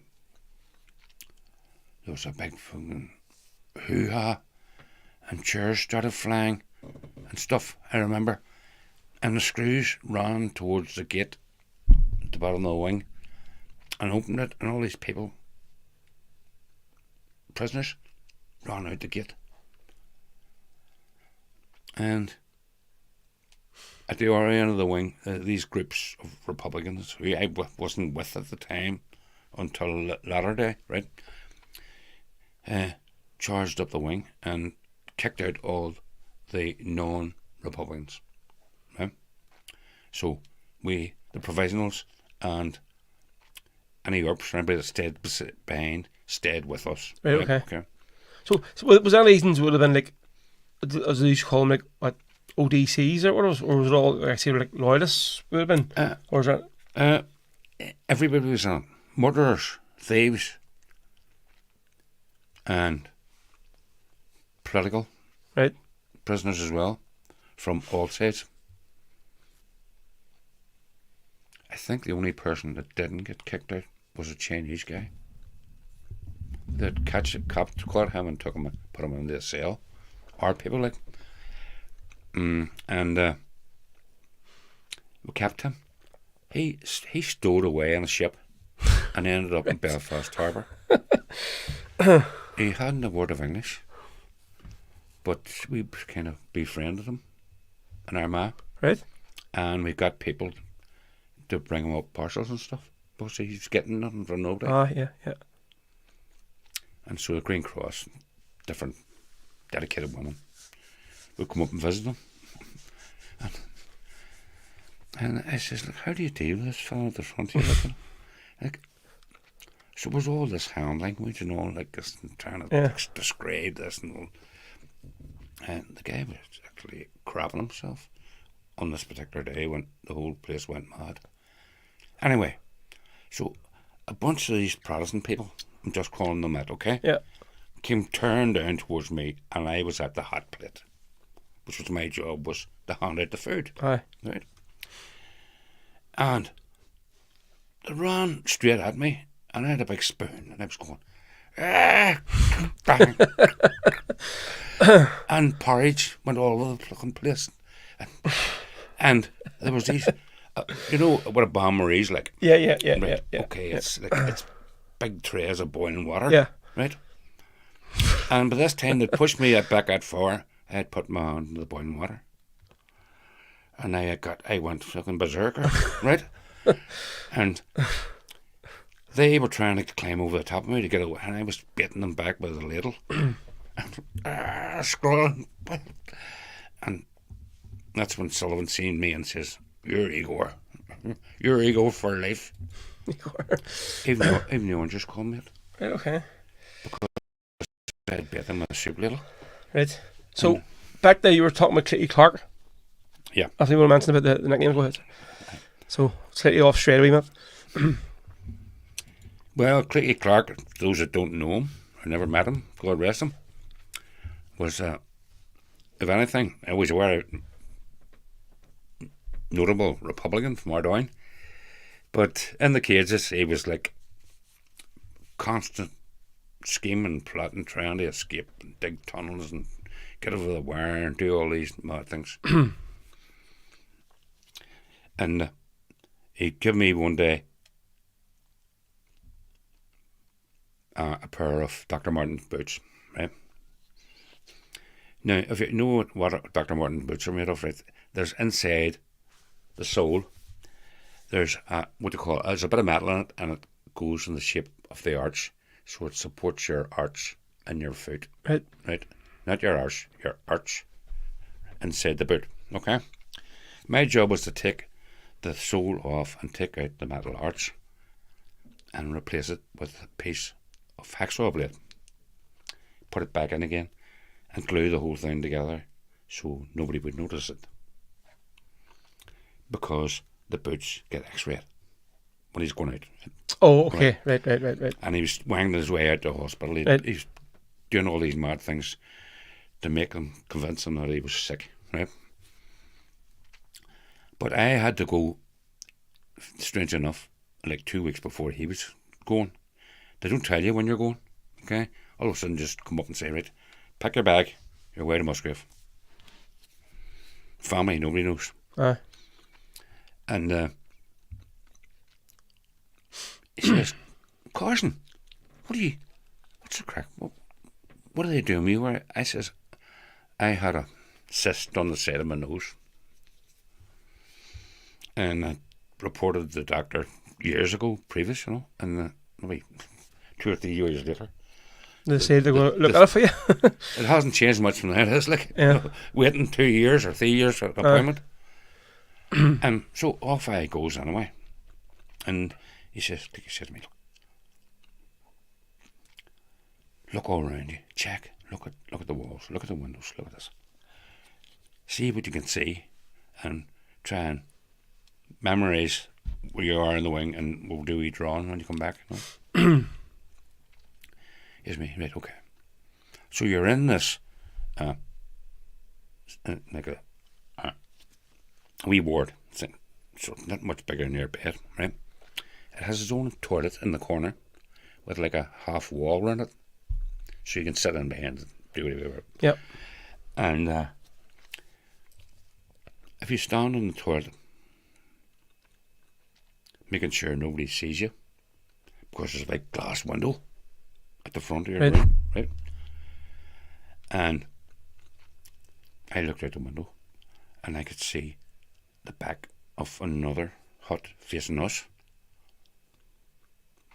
So the hospital wing was all like no part-time classrooms in schools. Yeah. Right? Okay. They're usually painted green, blah, blah, blah. But I seen the wall of the facing wall facing me was covered in expanded metal. Do you know the heavy stuff that stick over the windscreen of the Jeeps?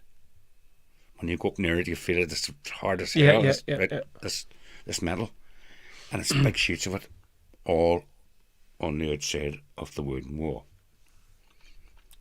It was always there to reinforce the wall so nobody can get out. So I told him that. when I got home again. But this guy came around. I was an orderly, right? And he used his job to give me medicine before I got the operation and stuff like that. And then he would come down during the day with a wee library, wee library of books and stuff. And so you went out in the corridor and he says you can have 2 books. And if you can read them in 2 days, I'll be back in 2 days. Yeah, yeah. Whatever. So I'm hooking through and I picked up this, I don't know what it was, but I picked this old book. I thought, here's me. Is there cameras around here? There was cameras, but I couldn't see them. And this book was about codes and code making. And it wouldn't be the type of stuff you would be allowed through the censors. Right. So you wonder why he give you this book, like? No, it was just there. Oh, you picked it, did you? Aye, but right, okay. There was novels and stuff. Aye. But this is an only factual book there. And I says, I'll have that one and that one. Back in. By this stage, we were working on communications inside the camp. Okay? And what would happen in those days, if you wanted to contact somebody in another cage, right? You got an empty milk carton, you put a few stones in the bottom of it, and you put your message in it, and then you sort of sellotaped it or glued it or something, and you chucked it from your cage over the no man's land and into the opposite cage. There could have instructions with that. So, if it landed in the other cage, right, somebody picked it up, shared it across, that's not for you, throw it into 10. Right? Okay, right. So we'd have to go to the other end of his cage Yeah. and chuck it into 10, and then somebody would be waiting for it to collect it. But there was that many people doing this, right? And they had all different models and tricks of stuff to tie to the message. A lot of these things fell short into no man's land, right? Is that area between the cages? Yeah. Was it? Did you have like Yeah. just a bit of waste ground, was it? Or like, Oh, yeah, but that's where the screws domain was. right, okay. They weren't allowed inside the cages except for locking up at night Right, okay. or opening up in the morning. Right. They used to walk around in twos inside the cage. Camp council says, this company and everybody in the camp, the screws are not going to be walking inside your cages anymore. And they didn't, never did. They went down to the government and just told them, we can't guarantee the safety of your men. So they're never coming back in the cage. So, sometimes you got a friendly screw and would pick it up and just throw it. Right. Yep.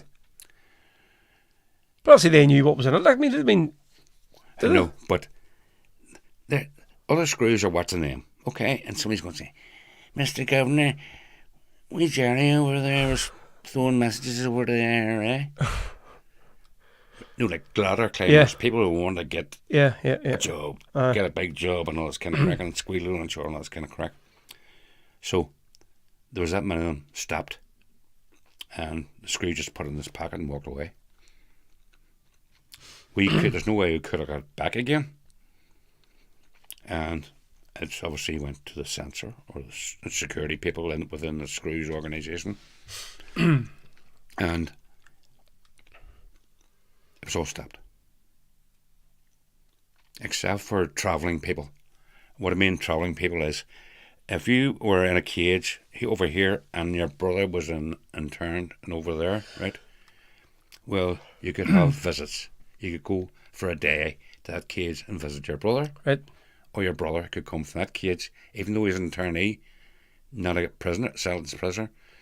Was there a lot of that? Like, a lot of like people had family members, like, they were Yeah. in all at the same time, right? Yep. I was with 2 or 3 people in our cage, friends in the camp.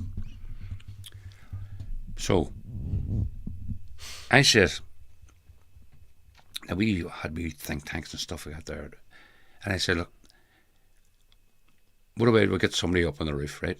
And take 2 table tennis bats, right? Now, table tennis bats were green on one side and red on the other. Yeah. Right? So, we do this here. But if it's red, and red, that's numbers. Or if it's green, it's letters. Letters, Okay? right. And it's the position where it is on a clock. So assume you had like a table tennis table and all that stuff. You just have like, you had all this stuff. We did Really? until the screws decided that you're using your table tennis bats for non-table tennis reasons. yeah, so you'll be getting no more. Right, okay.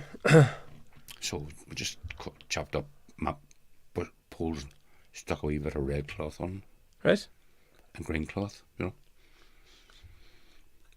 But the thing was how to, bearing in mind that the Brits are the best code breakers in the world.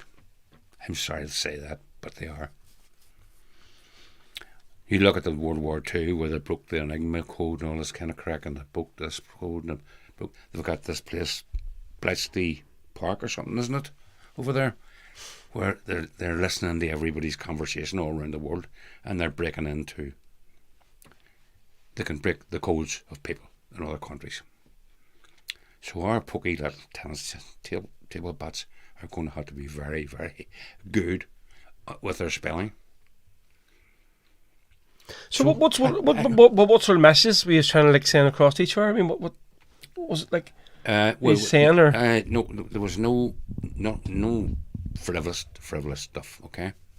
Yeah, it was meant for something. It wasn't you just the can't crack of say- going, hello, football scores or something, or something like that. Or, Yeah, no, you can't say like, by the way, so and so's birthday today. Yeah, happy birthday. No. Now it was really up to. I wasn't up to accident level, okay, but didn't I come back with this book from the hospital about like codes from the Romans days and the Greeks? And I looked at it, and I went and seen Delaney a couple of hours. Here's me, look. There's something here. We must be able to use. find something to this, right? So we found this grid. It's a grid, okay, and it comes from Greeks' times, right? And what you have in it, right? You have, there's 26 letters in the alphabet, okay? So you have 26 by 26 squares, okay? You start off with the alphabet at the top, and you do Z, A, B, C, D, E, F, G, H, blah, blah, blah, blah, blah. And as you go round the end, down on the next line, you keep going. You repeat the alphabet, you repeat the alphabet, repeat the alphabet, repeat the alphabet, okay? And until you've got 24 by 24, it's a big grid of the alphabet. And on the outside of it, you go in numbers 1 to 26, and down the side, you've got 1 to 26. So you're getting number references off the line, okay? So you're saying like, so what red was like the numbers are say like 26 green or something, Yes. like on the letter, and then till you made a word or something. Yeah. Like, okay. oh, right, okay. Right. So then you need a code book, right? You need a source. In other words, you're sending letters, your figures, right, to it's all numbers until you need to change the lettering, but it's all green or red or whatever is the time. And then you get this big long list of letters, right? At the end of it, the 4 last letters in that message or numbers in that message are the name of a code book. Okay. All the camp AOs had similar libraries. Okay. Right. It's just a row of books. So this book was in all the libraries. Yes. Right. Okay. Okay. But they knew what the numbers were in the book. There was no numbers on the books. They were just ordinary novels and stuff, right? Yeah. But they had to count along and stop at a book, right? That was the first instruction they got. Then you opened the book at a certain page, right? And then you counted down so many lines. And so it's all numbers, right? It was coming through it. And when the number coincided with the letter, you put it on your grid. So you You went in a number here and another number here, and when they met on this big grid was B. Could have been anything, right? B. And that was how it got you into the thing on your code book, okay? The code book. Well, we had to actually destroy this board because they came in looking for it, and whoever was reading our messages, right? Now, obviously, we sent out a lot of bum messages because the screws were videoing them. Yeah, so they were trying to see what was being said, right? Yes, okay. Right. And we knew that they were going to be broken. Eventually, yeah. But what we could do about the messages, we could give them a lifespan. Because the next message that went out would have a different code book. And they'd have to go start hunting again. Again, for a different book, right? Okay. But the books could have been from the Bible to the Beano. That's how obscure the collection, right? Things were being, okay? Beano's just a funny book. Yeah, yeah. Pictures, okay? All you're worrying about is the text, the wee bubbles with people speaking and all this kind of stuff. It's the same thing. So we would send out messages, and if they had broke the code, the result on the other end would be they would do something. Say, like, somebody got their front garden dug up, right? And the message was, blah, blah, blah, there's guns and cent numbers, blah, blah, blah. Make sure they get moved before the Brits get them. But they make it difficult enough for the Brits to... They figure it out straight away, sort of. Right. But if that garden was dug up, right, there was nobody... There wasn't Republicans in the house, and there was no gear there. They knew then that was one of the bum messages, but just to see if they were sort of listening and if they broke a code in it. Yeah, but right. I lost track of it after that there. Okay, but I knew people were confusing, like, aye. But you have to understand, you're dealing with people that know how to break codes. Yeah, yeah. Like, countries' codes. Aye. And like they've got all the resources and all the experts to make these codes up. Yeah, watching these videos and just sitting all day just trying to figure it out.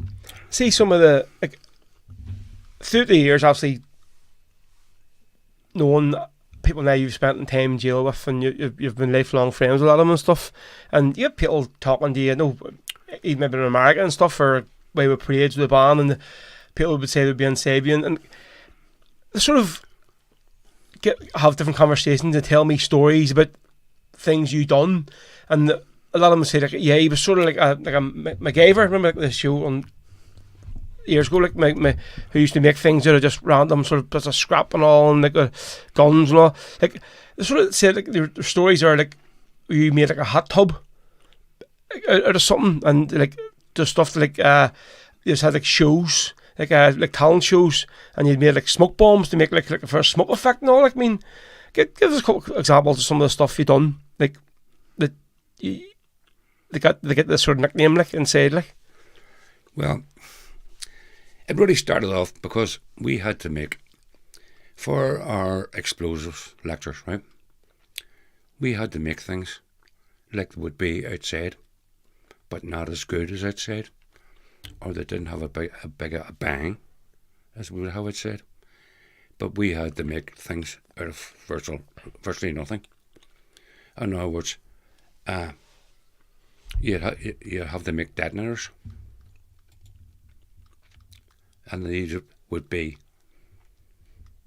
they would make a bang, but they're only a bang for our purposes on show for the staff to make show. It's to put the explosives together, right? And the bang at the end of it is the important thing, okay? But it's all about the wiring and what you're going to hide the wiring in, how you're going to protect the wiring from X-rays and a lot of things like that there. So there was me and another guy, and our job was to make these devices up for the IO, right? And it'd be like a booby trap bomb, okay? and to get the pieces of metal and the wood and plastic or whatever it took to make this device look viable. And when you lifted it, it blew up because there was a wee switch underneath it, a micro switch on the bottom. Right. And you get the micro switch out of, funny enough, transistor radios. So transistor radios were never banned.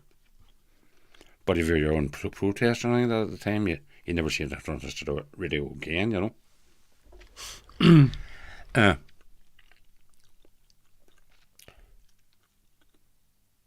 And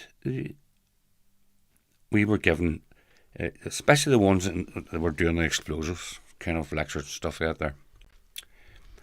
They were people in the cage, staff or senior Republicans in the cage, and their names were pointed out to us, and we're going to test them with you because we're going to tell them that they're targets. Your job is to get them, booby trap them, and kill them. And once that bang goes off beside them, they're dead. Right. So there's all this skullduggery and double talk, talking to people you normally don't talk and all this kind of crack. And you had to make these things. And bearing in mind that the guys have been notified by the cage staff that they're targets and to be very, very careful with their security. And we're stuck in these huts like, and you're shoving over each other. Yeah. So you had to find time where maybe somebody's away out playing football match, or somebody's on their visit, or somebody's solicitor things, or whatever it is, but they're out of the way for a certain length of time. And we had to get into their cubicle and place something in the cubicle. Jerry I used to smoke pipe tobacco, and we had to get his tobacco pouch without him knowing, and put a wee small explosive device and poke a hole in the top of the lid, and a pin came out of it, and once you set the pin down, that completed the circuit inside. The circuit was live, okay. So, but when he lifted that off again, the pin popped out and bingo, his tobacco pouch blew up in his hand. That was him dead. And you heard a cheer in the cage or the hut. Yeah, that was fucking dead. And slowly but surely, we had to. Our job was to take these people out. Right. And it was perfect testing for going back outside again, you know. But the guy I work with was actually, what he was good at was actually making dummy weapons. I won't go into his name, but I know his house used to be a favourite place. Every time there was a new regiment come in, the IO would bring all his sergeants and different ones and visit his house. It wasn't an army time, by the way. And show all the soldiers, because his walls was house were all covered with replica guns. I don't know why they never took them on. And he made all these, did he? No, he bought them and fixed them and all this kind of. of Okay. When he was outside. Right. But inside, he made the guns for escapes.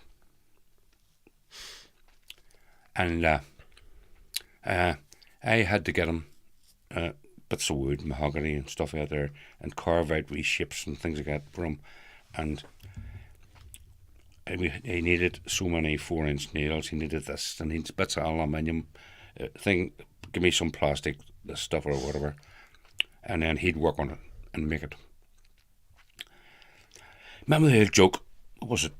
They tried to break it, what do you call it? The comedy show about the jail, right? And your man made himself a gun out of soap,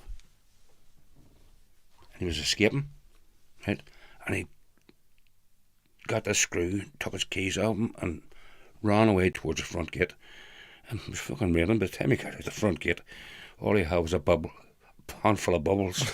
The It melted away. soap melted away. Okay, so these things here couldn't melt away. Yeah, okay, yeah. right. It was so fucking good that when they advanced the escape so far, right,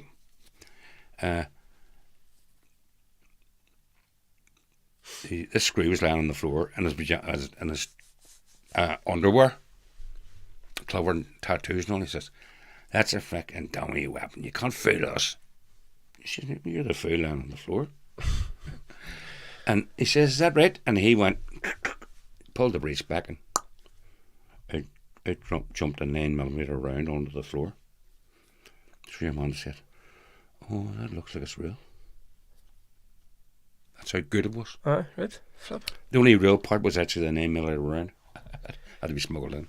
There was lots of photographs. Obviously, there's loads and loads of photographs from inside the cages on the CR gas page and stuff. And there's a few here I have picked, but there's stories here about how they got cameras and stuff in, and get the smuggle these photographs out, whatever, in these small cameras. But this picture here, is that your iPad again? You show you this one. Just explain to me what's going on in this picture here. Is this he's all like sort of drinking like patching here then, or like what's?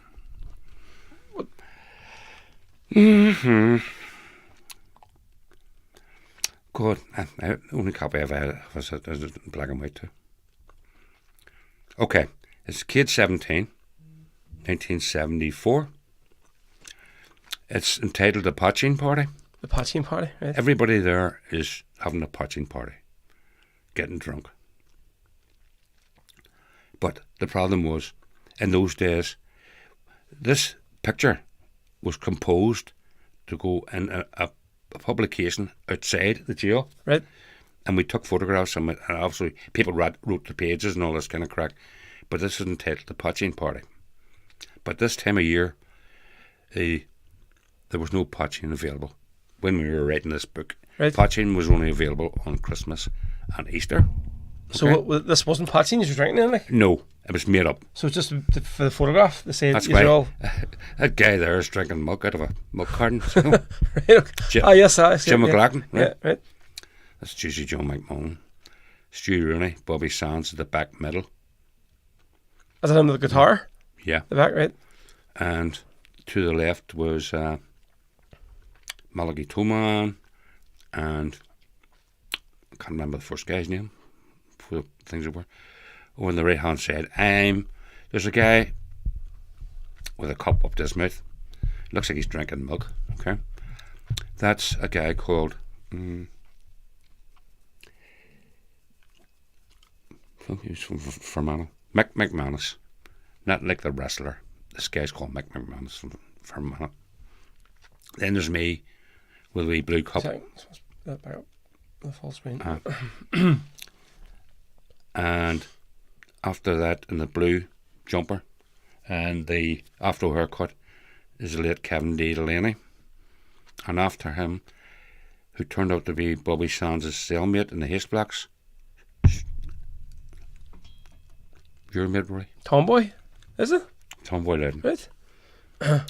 And that's Stu Rooney from Honeytown.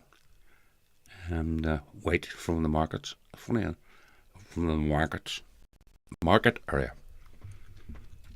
Anyway, there was no patching, but this was a propaganda picture, along with a lot of other things that were taken in the jail, including when we had to actually make up a tunnel, make it look like it was a tunnel digging. See, when you said you only got it like at Christmas and Easter, so what did you make a batch of this up, and it only because it took so long to make or something, you only could have it at like a special occasion for Easter and Christmas or whatever? Do I think we had it in draft? No, I know what you mean. Like, but, so, and what was the process of it? I mean, what did you make it with? For? Well, in jail, there's only so many things you can get. Look, the Russians make vodka out of grass. Okay? And some of them Mexican spirits are made out of grass. Did I tell you a story like it? So, if you can get enough potatoes together, or people have got grapes and apples and all this kind of stuff in on their parcels.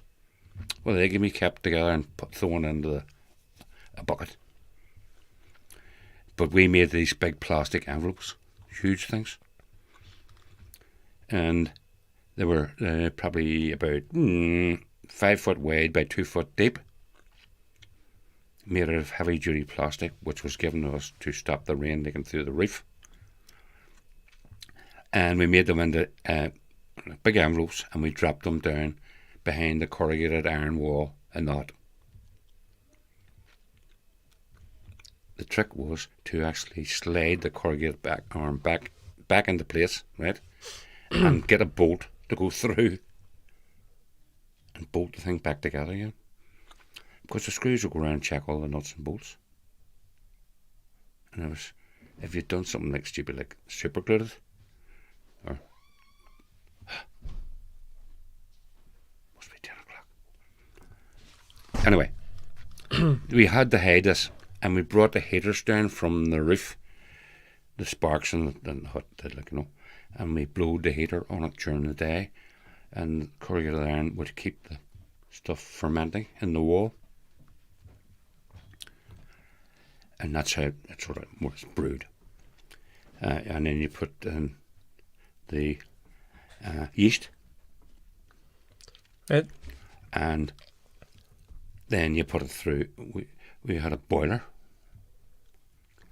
There's an old squad from Short Strand here. I'm just going through these pictures here. There's about 6 here, but it seems like nearly them all, like you're standing up in the right hand corner. Like, is that where you just told you to stand whenever No. they took these photographs? Or That's where I lived, in that hut. right? That was a wee workshop place. And I'd be in there making things. See, there's like an So older one here. This is a Oh, blend. this one here is the same hut one. It's like a black and white picture. So this. I with a Che Guevara hat. Let's see. No. Same hut, yeah. And see that there's clickism in them days, okay? Right. So there's straight Stu Rooney with his hair uncut, right? Me. Weddy from the Strand. I don't know who that is. And that's a guy called Gibney. Jim Gibney, actually, but not the Gibney we know. Yeah. There's Donaldson. Paddy Donnelly. And Shanna Walsh. Bobby Sands. And Tomboy. There's a clear one there. That's the one there, I think, is with the Che Guevara hat you had. See? The full on denim crew in by end, like, is it? Aye. And the thing about it was, I was good at it, believe it or not, with a sewing machine in them days, right? And people, if they had their, see the ends, the cuffs of their jeans? When they bought their jeans, I had to turn them up. Right? So people had these jeans that were just like 6 inches too long for them. And I used to chop the end of the jeans off and do the hem on them, right? And then I used to make a Che Guevara hat so that anybody wanted Remnants, whatever's left of them. it. So I ended up with a star on it. But this squad here are all anti-town ones. Then we're back to the Strand again. And the only reason I'm there is because Carson, come out here. We're taking a photo. Oh, just because you were there in the hut there? I'm always in there. Right. So, see, come back to like that. So, how did they get the cameras in and stuff? I mean, obviously, to take these pictures, whatever, and like, how were they? What kind of a camera was this that sort of done the photographs? I mean, sure, it must have done wasn't some of the big bloody lens like RNL has. Like, I mean, it was like must have been a small sort of compact thing, was it like? Well, that was another aspect of my life too, because Donnie Lennon, who was a good friend on the outside, I end up with him in his cage. But in that stage, when we were still like on the periphery of the IRA, okay? We were auxiliaries, okay? And you couldn't go to any particular meetings unless you were a volunteer. Okay.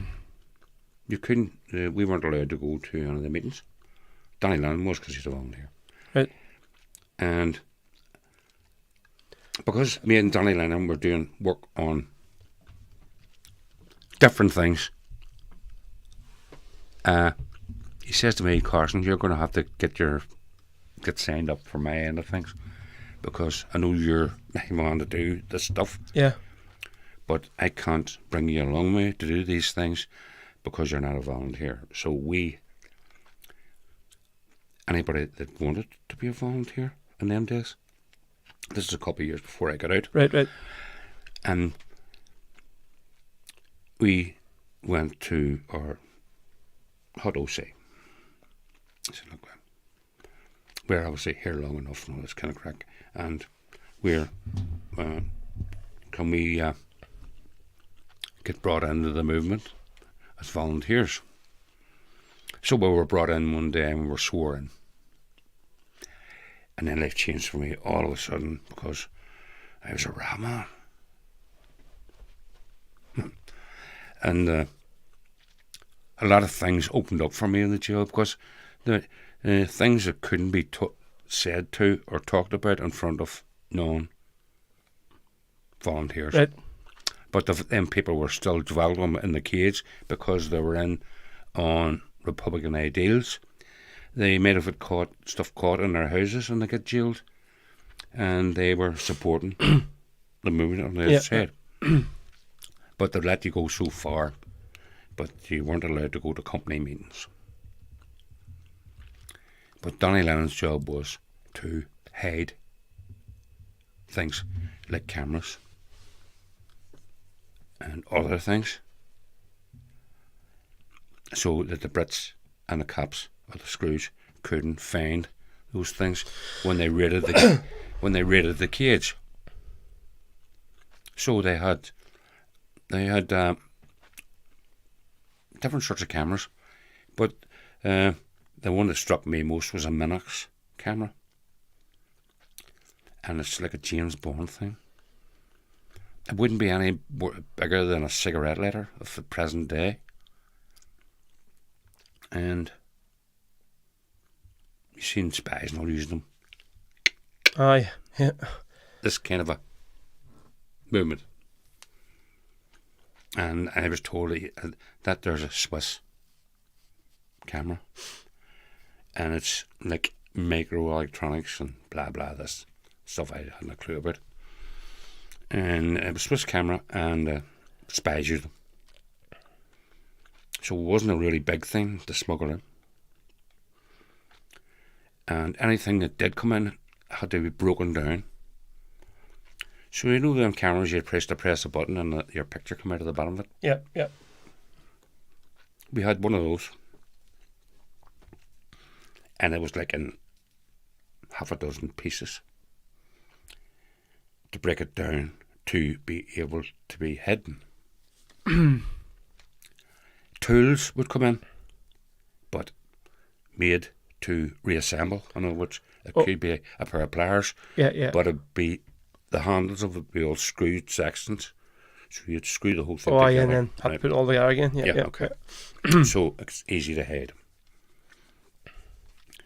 But the problem was that the deep, hard, unfindable dumps, the only way we could find them was actually to knock the fucking building down. They were that well hidden.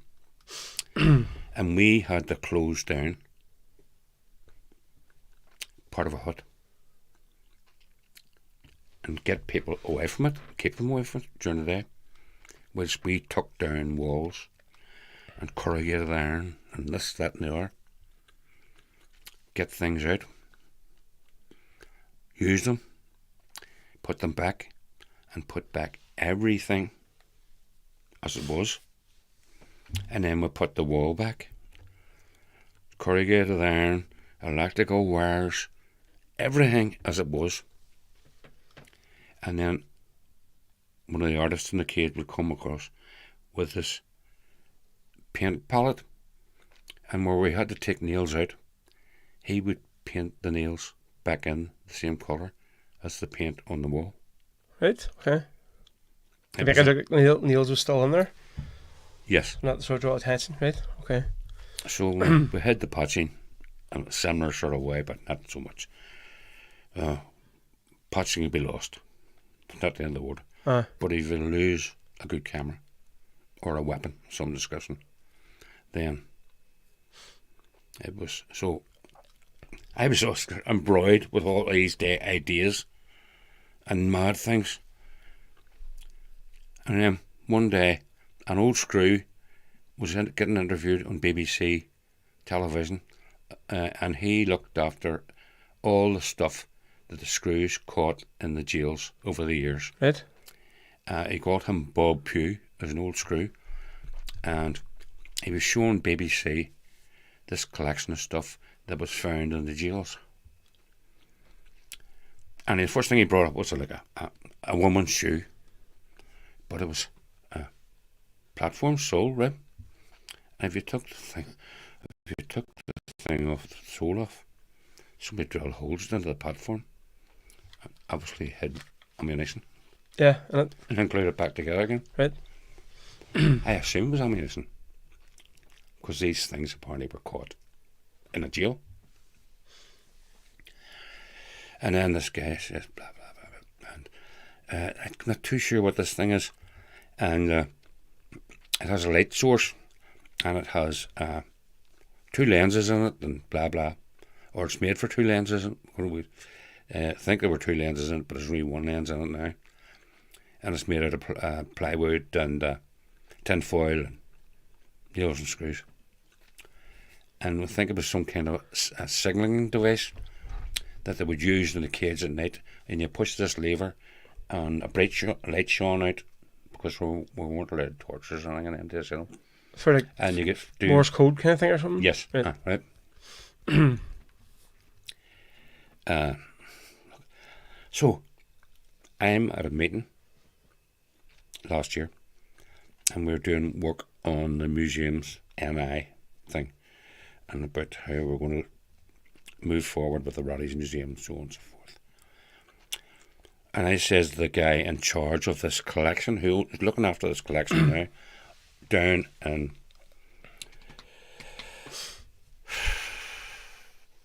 what do you call it? Transport Museum, down there. It's the head office for museums and NI. Okay. That's the Ulster Falkland Transport Museum. And I says to the Hollywood. guy, yeah. So me and this guy who's in charge of it and stuff said, "Oh, here's me. Look, can you not just? I'll do it for nothing. Here's me. Tell me you're doing it, and I go down and I'll identify all these things." I says, "Some of them things are mine." And I says, "If you go back to Bob Pugh's Interview. He hadn't a clue what it was. What the stuff was, huh? Yeah. Right. And what it was a projector. But it took this projector, it was made out of plywood and stuff like that there. And we had a plastic tube that held toilet cleaner. And when you cut both ends of the toilet tube off, you could put 15mm convex lenses inside it. And when you put a light behind it, an image in front of it, it'll project it up to quite a big size. Right. 6 foot. So, in those days, 110 cameras were used. Everybody remember the 110 cameras? Like the wee small flat things. And you press the button on the top of them and the flash and all that. But the negatives, when you got them back from the chemist, were like 1/2 inch wide by 6 inches long.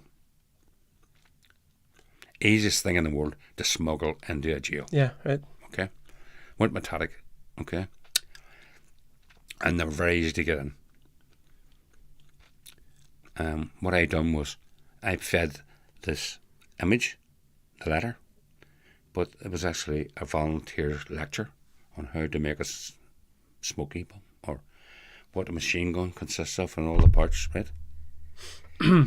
And we put it into this projector, and bingo, in colour came this 6 foot apparition on the wall. Jesus. The wall was painted white, you see. Right. And they were able to have the lecture. On PowerPoint, like, on the wall. Projection. Yeah. Right. Flip. And you take the negative out of him.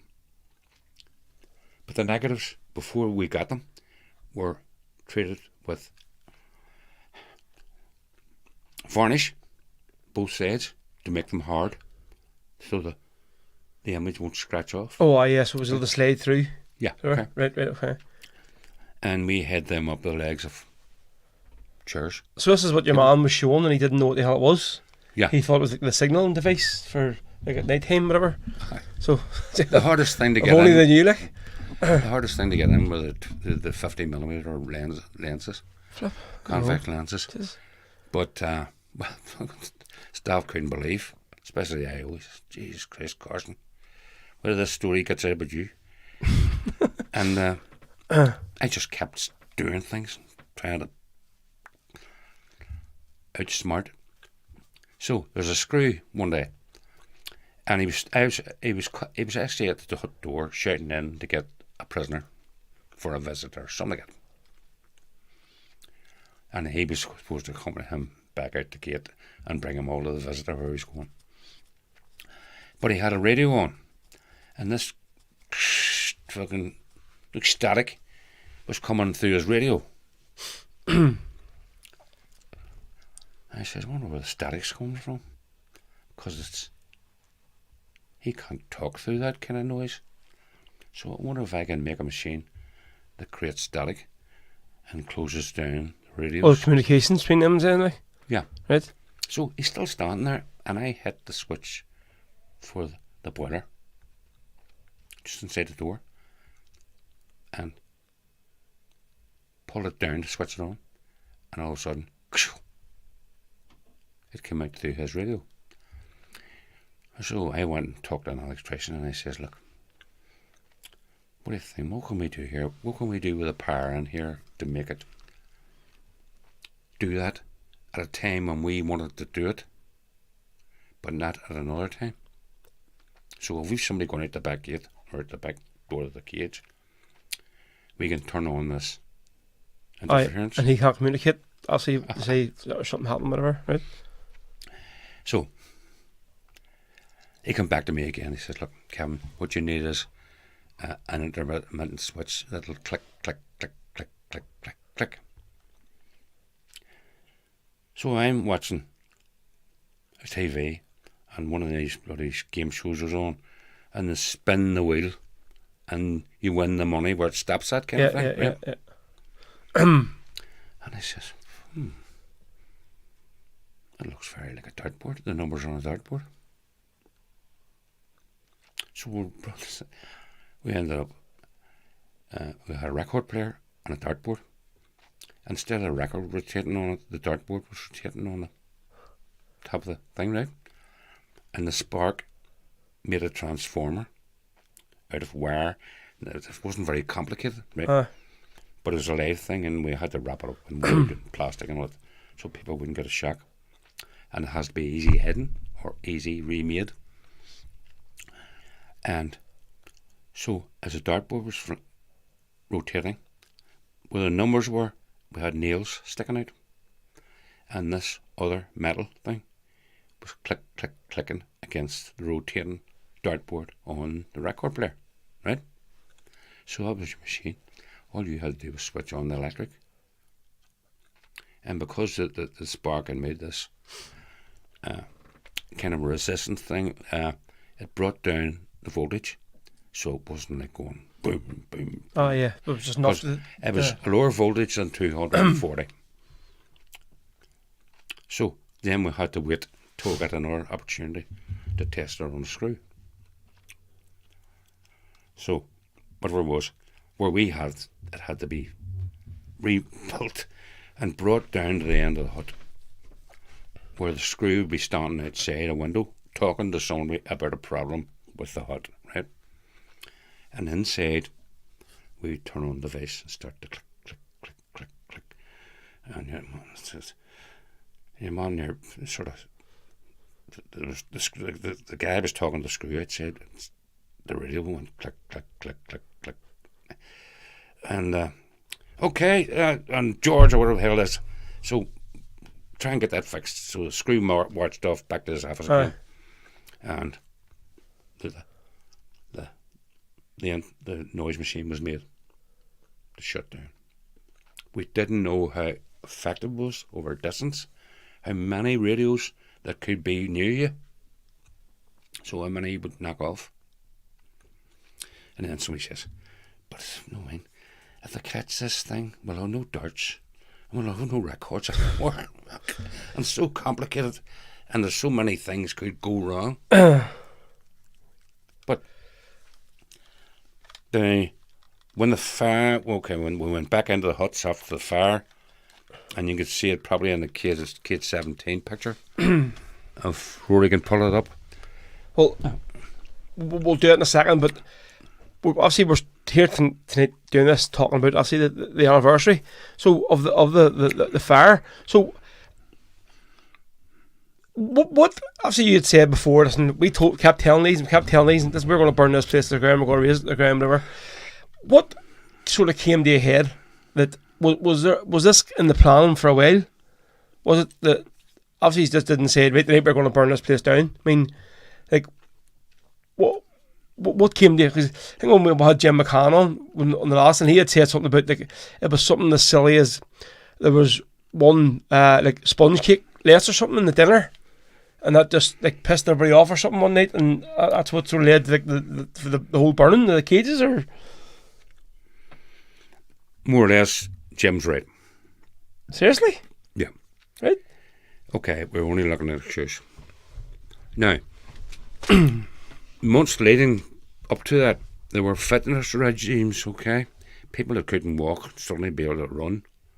Okay? Right. A lot of people were told that it had any valuables. The way people have like guitars, special instruments and Yep. stuff like that, they were told to get them out of the jail. Now, that doesn't mean that everybody in the cage runs up with half an orchestra full of stuff, because the screws might twig on it. Aye, So yeah. it had to be sent out unobtrusively. But there's people sending out their best their suits and all this stuff. Where we had, right? And but first thing we were told was to keep warm clothes and to have this set of warm clothes ready. And you add that to your existing clothes, because you don't know what weather you're going to be stuck in. Yeah, right. Then you had to sort of put together a kind of a first aid kit. And there's a few bits and pieces, usually tobacco and matches, and some bars of chocolate, bits and pieces like that, and some sticking plasters. Then we were told by well-known escapers to say, look, keep every bit of clothes you can, and make your clothing like armour, because you're going to get bit by dogs, and you're going to get bit by buttons and plastic bullets and everything else. So everybody was running about like here. I don't know, you could punch somebody, and that many coats on them, or You didn't feel it or something? Right. yeah, and I meant you could sleep out, because we didn't know we were going to escape out or not. Aye. And then we done all this training. And it included you being in a group of 8 people, and you'd be running around, and you had to get up one side of the hut, over the top, and down the other side. But you had to do it as a group. So one would lie his back, and he'd give somebody a scouts lift up, right? And the 2 people, once he got up that far, 2 people on either side of you pushed his feet up, right? And that got him up to the crest of the hut. Right. It weren't very tall, right? And then, like ants, crawled over the top of each other, and I'm the last one stuck against the wall. Everybody's feet in my ears and everything on the way up. And got up, and then when they were on the top, they had to pull me up behind them. Right, to pull you up, right? Right. Right. And down the other side. And you would do that a couple of times on that particular exercise. So you do one hut and then you do another hut.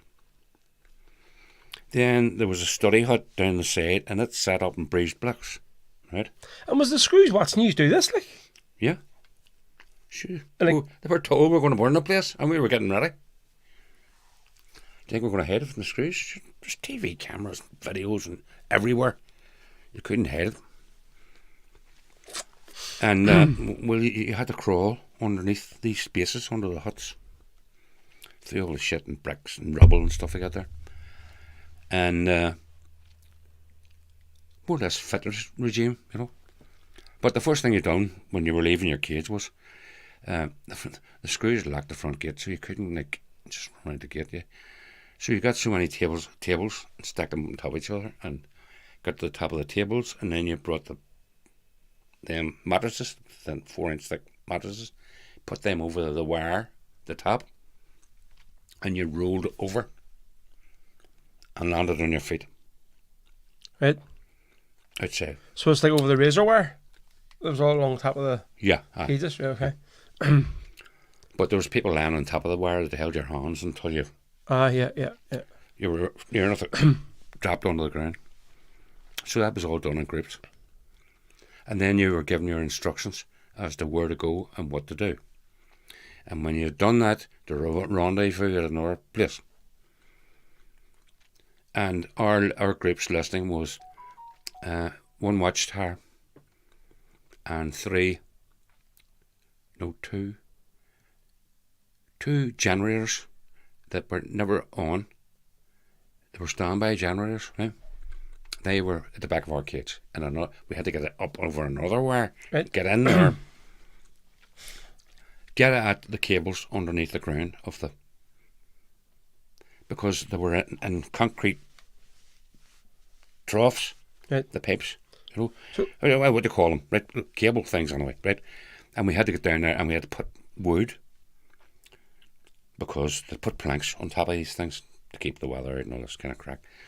And we had petrol, which had saved up, and we threw the wood and all in newspapers, squirted it with petrol, and set fire to it. What did you just have petrol from? What was it? How did you just get hold of that? What was? It was you bought it for, because there's no gas lighters nowadays. Right. You had petrol lighters, and you could get a wee tin. I think your ma's put a cupboard downstairs. Oh, right. So you just to save this up. Okay. Right, Yeah, right. and even people that didn't smoke got petrol. Would get petrol just to have it in. Yeah. At the same time, the OC of the cage would look at you signed up to say, like, okay, I want a Mars bar and I want this and I want that. Right? So he'd make sure that nobody, like, there wasn't 45 bottles of fucking petrol in the one cage. Yeah. Things like that, right? So he'd say, look, you can have petrol. He's got petrol. You can borrow his, but you can't order petrol this time. You can order it the next time. Yeah, right. And he was keeping an eye on, so there wasn't so many tins of petrol. And it doesn't look like they're all coming. Yeah. And there's so much security about that kind of thing, trying to keep it, but they couldn't stop us from climbing up over the huts and rolling about like, I don't know, trainee Brits. So what? See, you said there. So Jim was right. So what happened then? So what did this like? So did the food come in or something? And there was one portion short or something or what? Or and they're like, that's it. We've had enough. Or we're like them or what? Yeah, and what happened was a fight broke out. I said to him, they weren't fighting over pancakes, were they? He says, no. But there was a screw come into the cage and he was a bogey. And I think what happened was somebody recognised him and banged him. And the screw didn't know. They didn't know the screw was. And then the Brits, or the cops, Screws, says, no, we want the man that hit him. And it developed arms and legs. But they were already fighting over the pancake. And that was his excuse. So, and because we were going to burn the camp in half an hour's time, I said, no, you're not getting them. So they sent a bigger squad up. And there was like a face down, and they told them to lock away off. So they went away, and then the camp was burnt. I'm not too sure about that part, how that it developed from like a pancake to like a more or less a virtual riot. Is it? Okay, so we've got a couple of pictures we're going to just obviously put up on the screen and talk about. So tell us, just that I've had there, what exactly this picture is here of in. Okay, well, this is the sentence end of the camp. Okay. Now the row diagonally across the middle are 9, 10, 11, 12 and 13 cage numbers. Okay. Right.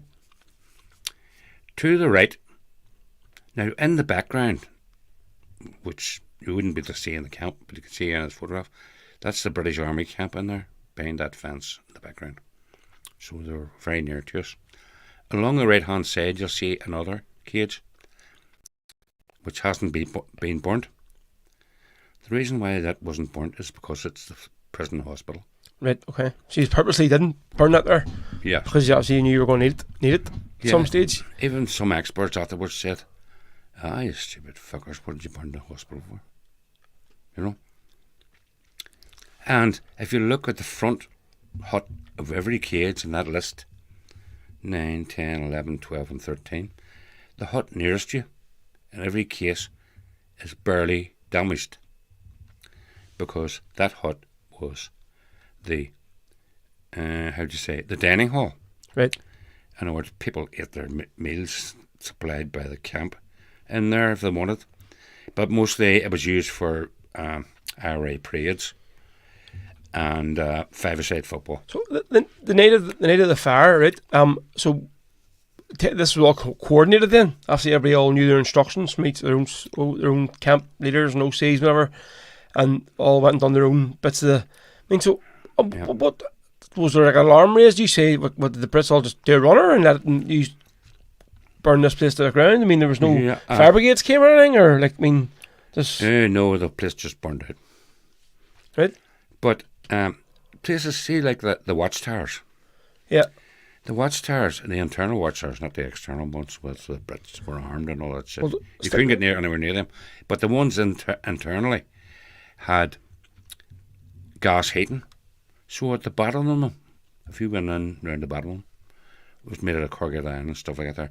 At the bottom of them, there were like 2 or 3 big barrack buster gas bottles. Right. So this picture here is actually your cage then. So this cage 17. Yep. So now, that's 17 bang in the middle, okay? If you look over to the 17th gate, you'll see a whole squad of Brits. Yeah, I've seen it there in the corner. Right, yeah, okay? yeah. And the burned out piece beside them was the PO's office. That was the office belonging to the screws, okay? I'll put it up again.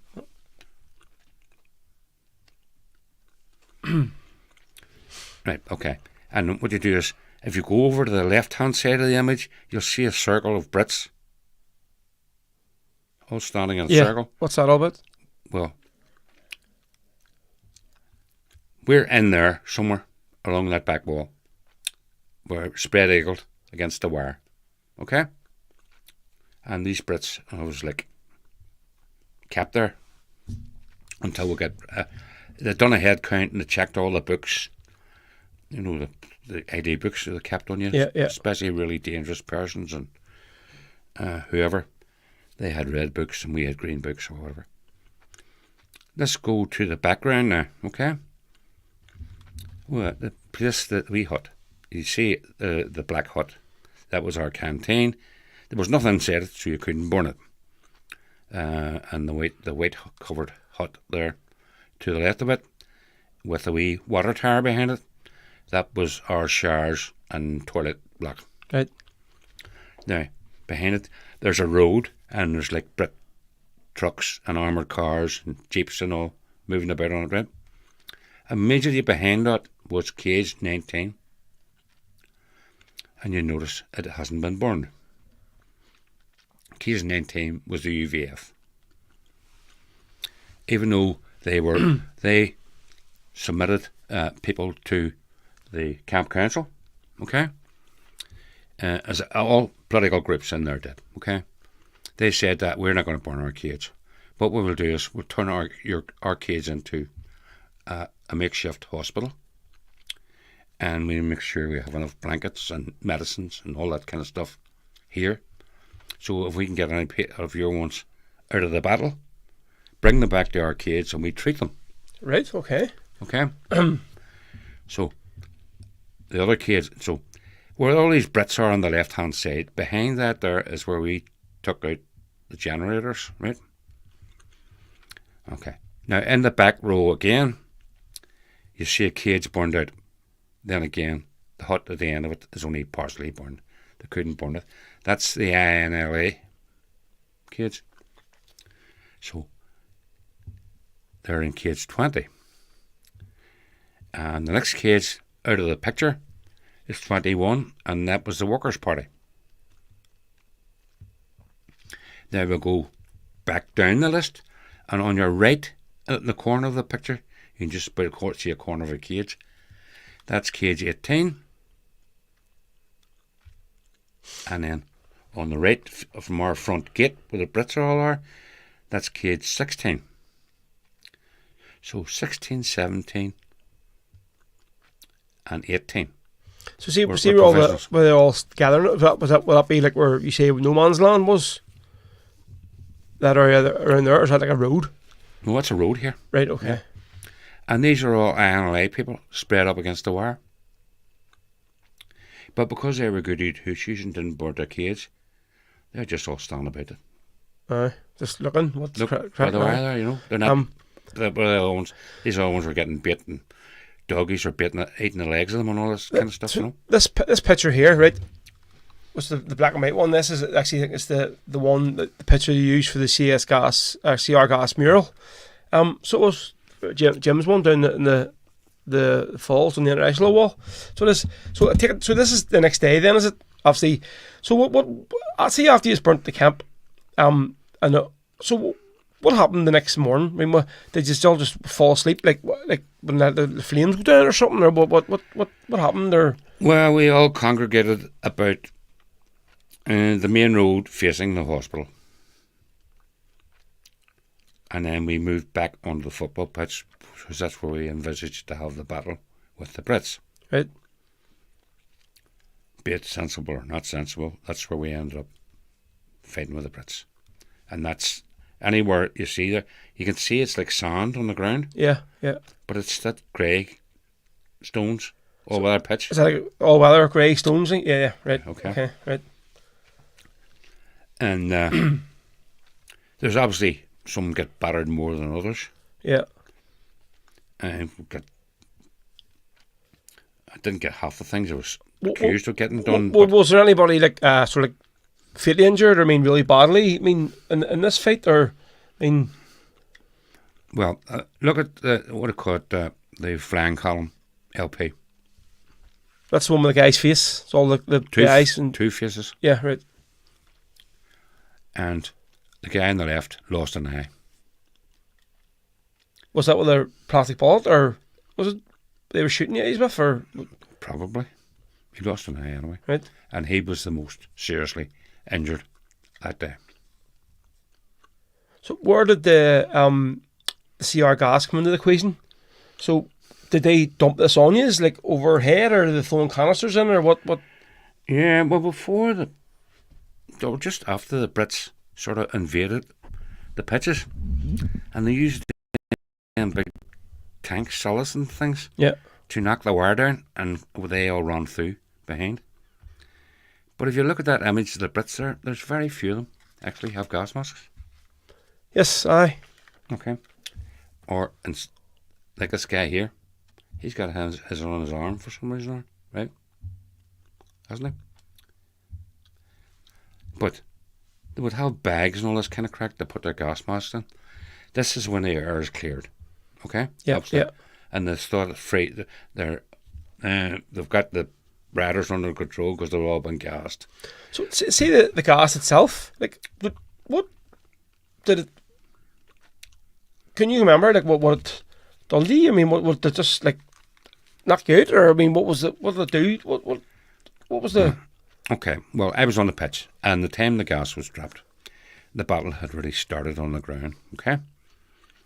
And a Gazelle helicopter, okay? Of course, I've looked at helicopters with the Brits and all the kind of crack. And the sliding doors on both sides. Fucking I kept cramping my leg.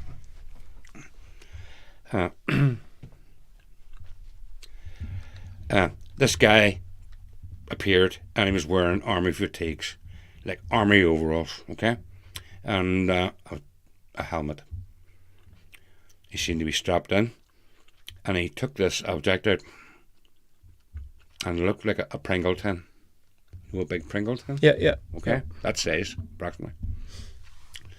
And just chucked it out in the midair, and it tumbled down. And I'm not too good. The thing came about 500 feet, the helicopter, what, I don't know, right? But it come down to a certain height and went boom, and exploded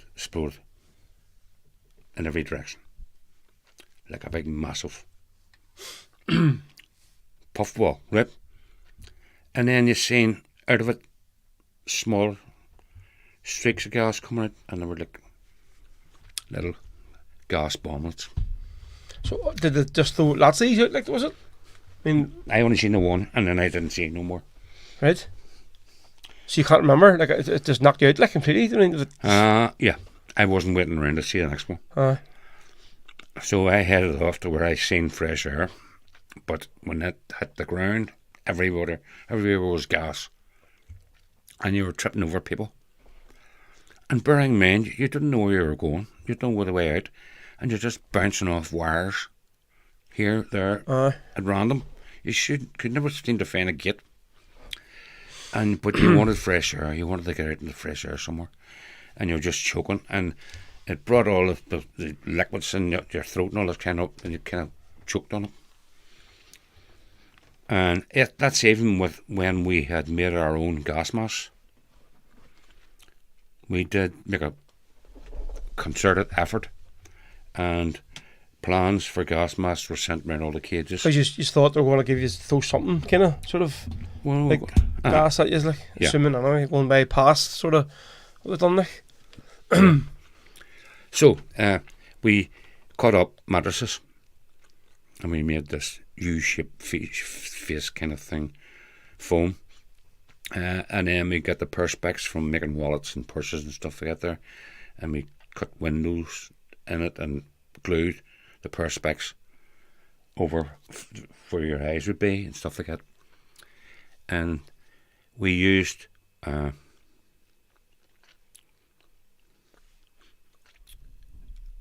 charcoal. We used charcoal as a filter. Charcoal is like, it's an oil kind of thing, but all it is half burnt wood, and you grind the wood down to becomes a powder, and you put it in between two layers of cloth, and you sew it into like a tablet shape, and glue it onto the front of the glass mask. Medieval, I don't know, whatever. It sort of worked. But not CR gas especially, I don't know. You were better off throwing it away and trying to get it far, because it seemed to suck all the gas in and stick all around your face and all that kind of thing. Where ordinary CR gas, or what do you call it, ordinary stuff they use on the streets, you know? Yep. CS gas. Well, we had basins of water and they were lashed with vinegar and all this kind of crack. We expected that, so we had basins of water and cloths and all that to wipe your eyes, and the vinegar helped to clear your face up of the stuff, but they didn't use that stuff. So you're running about like a maniac, choking to death, and plastic bullets, maybe rubber bullets. Rubber bullets were flying through this fog of gas. And if you didn't bit your head of a fence somewhere or on a goalpost, the Brits met you and bit the shit out of you in the middle of the fog. So it was like I don't know, it was like the end of the world. Surely. you didn't know really what was going to happen next. Apocalypse now, like looking that's crazy. It's just, obviously you burnt your camp or all your sort of huts to the ground. See, had like I'm just trying to be mindful here. It's gotten nearly 3 hours in here in this. But will be an end to it. Like where did they bring you to afterwards? I mean, where did the houses or what happened after this? What? Well, do you remember the image of Cage 14? Could you call that back up again? Let's see. 17 or 14, yeah. Yeah. Right, okay. That's our cage, and that's where we were left by the Brits. Shortly after the head counts and all were done and they knew everybody was in there, the Screws and the Brits all walked out and they locked the gate. And that was you. Until they found something somewhere for you to live. So were you all busy slept in the canteen then, did you then? Yeah. Lucky enough, there was most of the canteen survived the fire. Yeah. Right, okay. Our toilet block is virtually intact as well in that image. Yeah. But other ones were able to burn their toilet blocks. I don't know how. Because like still bricks and right. That's all dampness and water and wood and shit, you know. So remember you saying when was on the last podcast with the Roddies about this? You had mentioned about they must have been, I don't know, was it the next day or a few days later they brought in like a mobile medical unit for you all. Yeah. Like so, what was that there? So did they just want to screen you all to see obviously the news play through this bloody gas and the deadly gas and want to see the effects on people? What sort of tests and all to do on you on this thing or? They brought out a mobile clinic, and it was one of them that used to be used in the 60s for screening for tuberculosis. Right. It was a big, like, huge ambulance, but it was a Bedford or tick. Yeah, right. Right. And it was a trailer, and the lorry just pulled up and put the feet down, and they put the steps down, and you went in one door and come out the other door. And I said to the OC, like, are we supposed to be doing this? He said, I don't know, Kevin. It's me, like, well, what do they do to you in there? He says, they take blood samples and they take chest x-rays. I says, well, what do you think? I mean, you're the senior officer in the case. And he says, look, Kevin, I don't know, but something tells me you're better being on the list than not on the list, so go ahead and sign it. So I don't know how many people at our case did or didn't do it. So you didn't force you to go in? Like, wasn't like you were next and sort of rammed you through the door, like? No, it wasn't a doctor came down and talked to our authorities. Right. Or a doctor and a Screw come down and explain what they were doing. Because I don't even think the doctors knew what they were doing. Because it was a screening unit for tuberculosis. Right. And they've been brought out of redundancies from some car park somewhere and jazzed them up a bit. And as I say, they x-rayed their chest and took blood samples. In my case. Right. So, obviously, maybe moving on a bit, like, it's been, how soon after this here all happened then were you released? I mean, were you all released in one big go, or, I mean, well, did you do your 7 years, or how long did you end up serving, or? Just under 6. Right. And the thing about it was they brought out the 50% remission thing. I never heard a tell of it like at the time, but right, everybody, you've only half a chance to do. That was okay for some people who were only doing 1 or 2 years, but if you're in there serving in mass murder and you've got multiple life sentences. It didn't mean anything. Half your sentence, like I was like, she had nothing to really lose. Yeah. Like. So all of a sudden, boom, like it was just around the corner. Aye. Like you were getting out. But by this time, they had moved us out of the mess that was 17. Aye. To, believe it or not, back to case 11. So see, around this time, were they starting to build like the H blocks and stuff? Sure. Remember you saying you seen them before, like when you seen work going on in the background and all the stuff, whatever. Like there was diggers and lorries and they were doing stuff and all whatever. And Well, that's when I started to doubt my mind. Because I was talking to an IO, and I says, we're looking across over KZ19, which is the one in front of us in that image there. And there's a crane working away in the background.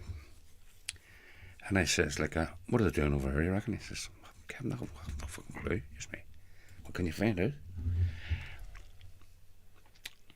He says, oh, I'll ask. It's me. Well, anyway. There's something in there, and it takes a crane to build it. Okay, so it's not a fucking water park. Yeah. It's not a fun background, right? Yeah. They're obviously building Here. a bigger prison or whatever, a larger thing. I just said to him, I says, look, this is not in our favour. Whatever they're doing over there, it's not in our favour.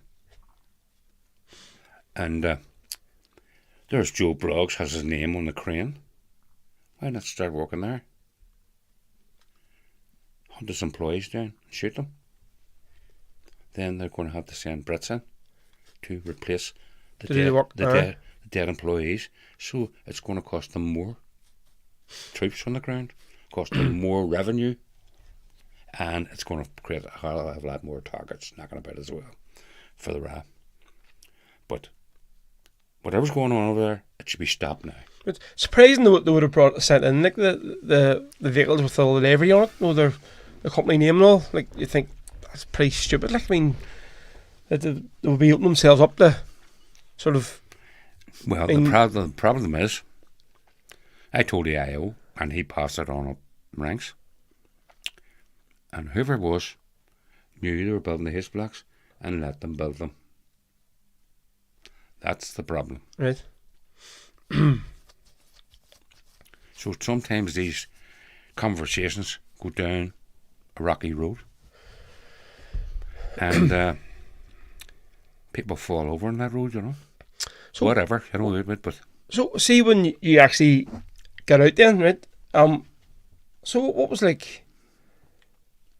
When you obviously you thought, oh well, it could be getting out here soon and all whatever, and so what year was that? Would have been 76, June 76. Right. And what was like your sort of plan, like when you get out? What was like? I mean, like obviously you had a lot of time to sort of think about this. I mean, what you were, I mean. No, because the training we had went on in jail was majority of it was political. Right. And you couldn't walk out of jail and sort of go straight into Armalite mode. So what you did was you got a Sinn Féin come and going, and you worked politically, or worked yourself underground kind of thing, right? Yeah. Where the Brits wouldn't be on your back all the time. And then you could go back and sit to the row and say, okay, well, I've done my time in the politics now, can we get back to war again? Or words to that effect. Yeah. I, in that case, didn't. So I was like kind of demobbed. Or lapsed, we'll call it a lapsed member.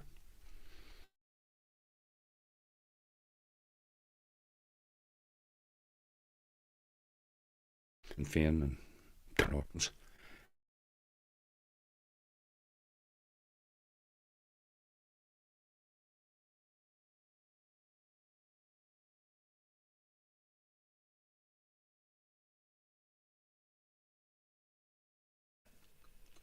So they're not just going to say like, right, nearly there in tomorrow, but how do you make a night of there? You make it on your way there.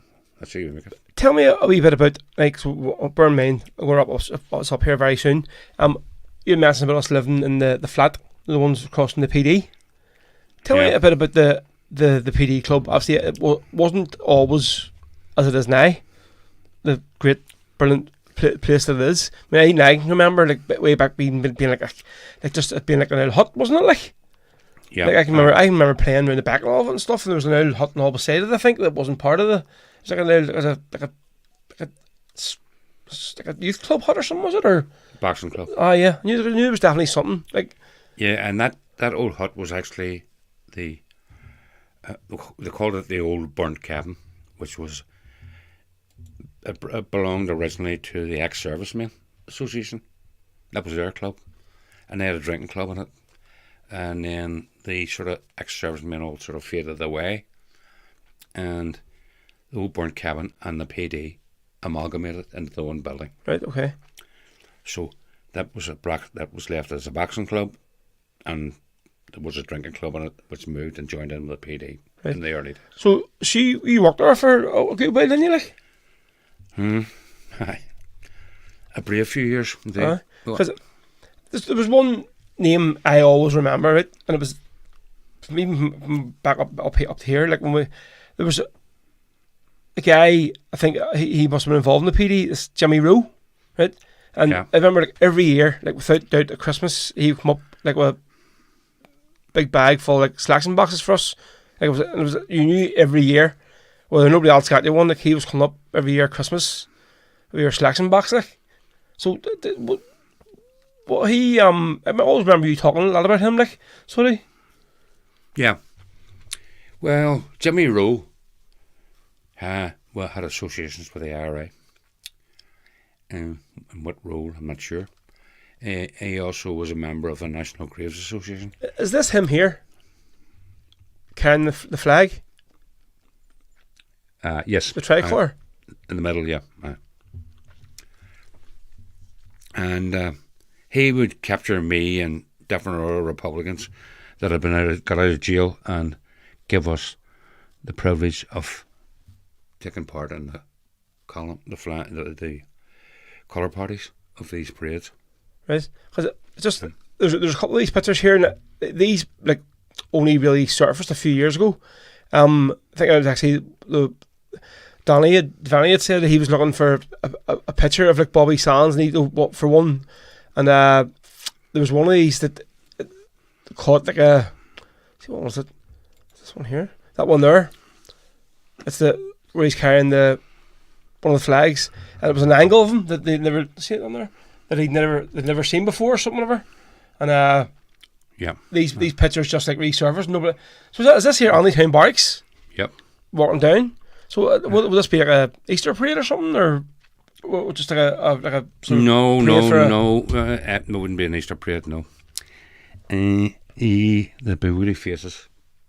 Yeah, so I was going to say, I mean, obviously, nobody's wearing the colour party. None of them's wearing like sort of full like sort of dress uniform or anything, or and Easter is only a 1 day of a year thing. Yeah, they would have more parades during the year because the struggle was still at its height in those days, and there'd be marches whenever marches were needed to get people out on the streets, get them to join up with whatever, and keep people's morale up, because the jails were still full of people, and the war was still being fought. But Jimmy Rowe was an all-rounder. So somebody just said there now he was the groundsman, casement. Yeah. So he was. And not only that, he was involved in the building of the original casement too. Right. Yeah. He used to tell me stories about it. And all the steelwork in the present day casement came from an RAF hangar, apparently in Aldergrove.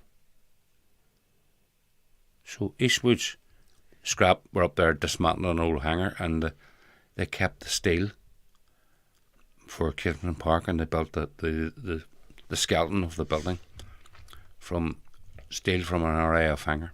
Yeah. So obviously, fast forwarding a good bit to now, and maybe over the last year, I know that there's a massive big sort of movement happening with the especially Jim McCann spearheading this CR gas campaign. People are trying to get their records and stuff, maybe even for like them or test shoots got done, whatever, and they've all been like sort of redacted and stuff, the stuff that they're sending out. But they want to have like a permanent memorial for the cages. So I know you were involved with others in let's put this graphic on the screen now of wanting to get a permanent memorial made. Now there was talking funding and stuff, whatever, and I think it was secured for this and all, whatever. So obviously this hasn't been built yet, right? Now I I think you were involved in the design and stuff as well. So tell us what this picture is, and when did it sort of materialise? When was the plan happening all for it, whatever? Well, there was all kinds of things happened in the time. First of all, somebody came to me and asked me to design a memorial which would cover Long Kesh and the burning and the CR gas attack. So I envisaged making a memorial out of Long Kesh wire. I noticed the cages were surrounded with miles and miles and miles of wire. You can actually buy this wire over the counter outside because it's still used in prisons, the wire. There's no big solid brick walls anymore now.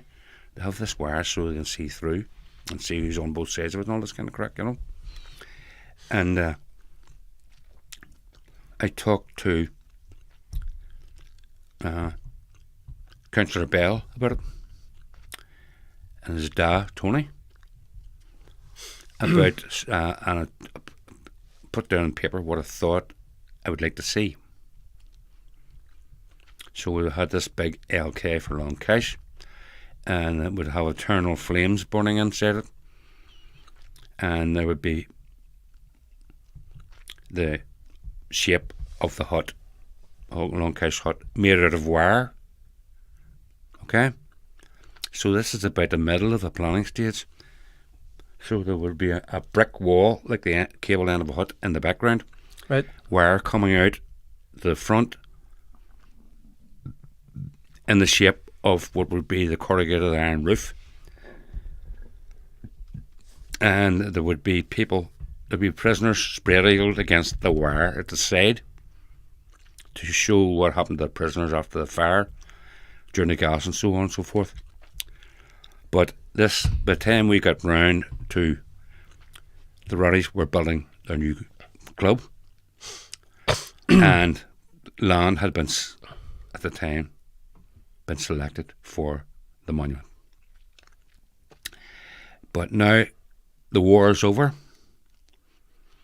and we can't put up monuments anymore. We travelled the north, south, east and west, but mostly all around the north, to different Republican clubs and GAA clubs that might want to erect this on their grounds. But when they went back to their committees, they were told, no, the war's over. Sure, I said, this is a monument after the war, about the war. And people said to me, it's too big, it's too grey. And I said, what the hell's that? The whole Ruddies is grey. Bricks. Oh no, it's too scary, it's too big, blah blah blah.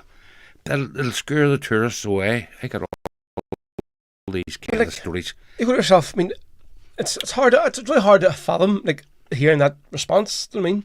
I mean, and especially like what that is sort of commemorating wasn't a sort of happy and sort of joyful time. I mean, yeah, it was a scary time. It was grey and like bulky and like that's what it's sort of telling people.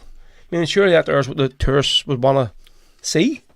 So, I mean, it's sad to sort of see that. I mean, for probably like, and that there. The fight that night in the cages has been probably named as the biggest ever sort of combat fight the RA ever had with the Brits. Like, I mean, in the whole sort of troubles, as they said, and they sort of say that it's not going to be. Nobody wants to sort of have this permanent structure. I think it's very, very sad. Like, so it is. But a lot of the people too, that are making this decision, not all of them, but a lot of them weren't really there to suffer through it.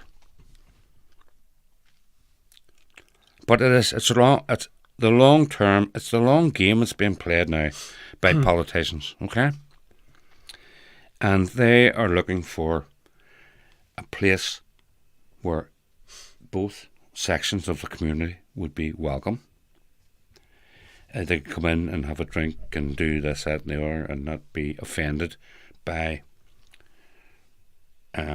things that would scare them, or anything to do with history in general. So all that sort of stuff from the past is now being sort of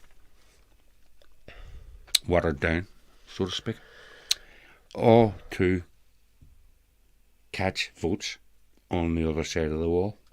For whenever this supposed unity referendum comes, or? Yeah. So it's a long game, it's a political game. But most Republicans will know now that the monuments haven't stopped. The murals haven't stopped. Things are still going on.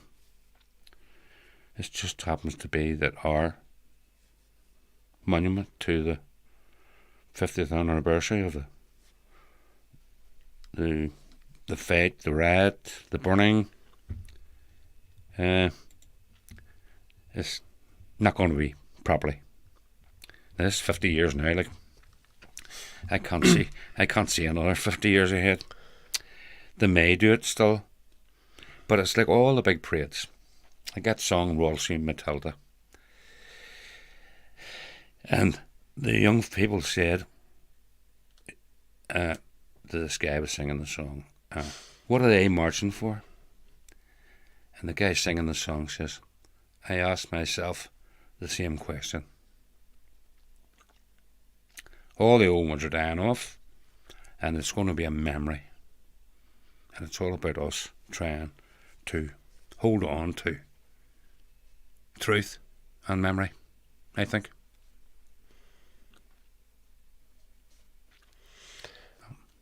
Yeah, it's well, hopefully, like, eventually this memorial will be able to build somewhere. So it wasn't like a money thing or anything. I mean, the money and stuff was there. I mean, for building it and stuff. There's funding for it, and like. Well, we have funding supplied, but the problem is that a number of the people that supplied money have since died, and never seen it come to fruition. Yeah. That's the sad thing, like, so this as well. Right, well, listen, folks. See, before we'll wrap it up here, we're going to finish up with a song, right, that was just recently released. It was written by Paddy Nixon from Derry, who has written a lot of the songs we play on the podcast. The whole Stories of the Land, 3 albums that produced and written, most of them all written by Paddy Nixon. So this song here, it's called Remember Their Names. So it was sung by Sean McCafferty from Derry as well. Sean, obviously, he's no stranger to singing songs in this show. I praise Sean to the hills, like, particularly the song Joseph Mary, which will sort of probably made famous from our show, the Rebel Sunday show, so we did. So see, before we do the song, I'll see in front of you there's a wee see if I bring up the camera, the thing on you made for you, and hopefully you'll be able to see it on the screen here. So this thing, just explain. It's obviously point up here, right? So people can see what it is. This is a memorial that Anya, my daughter, very, very cleverly made to me when for my 70th birthday, I think it was.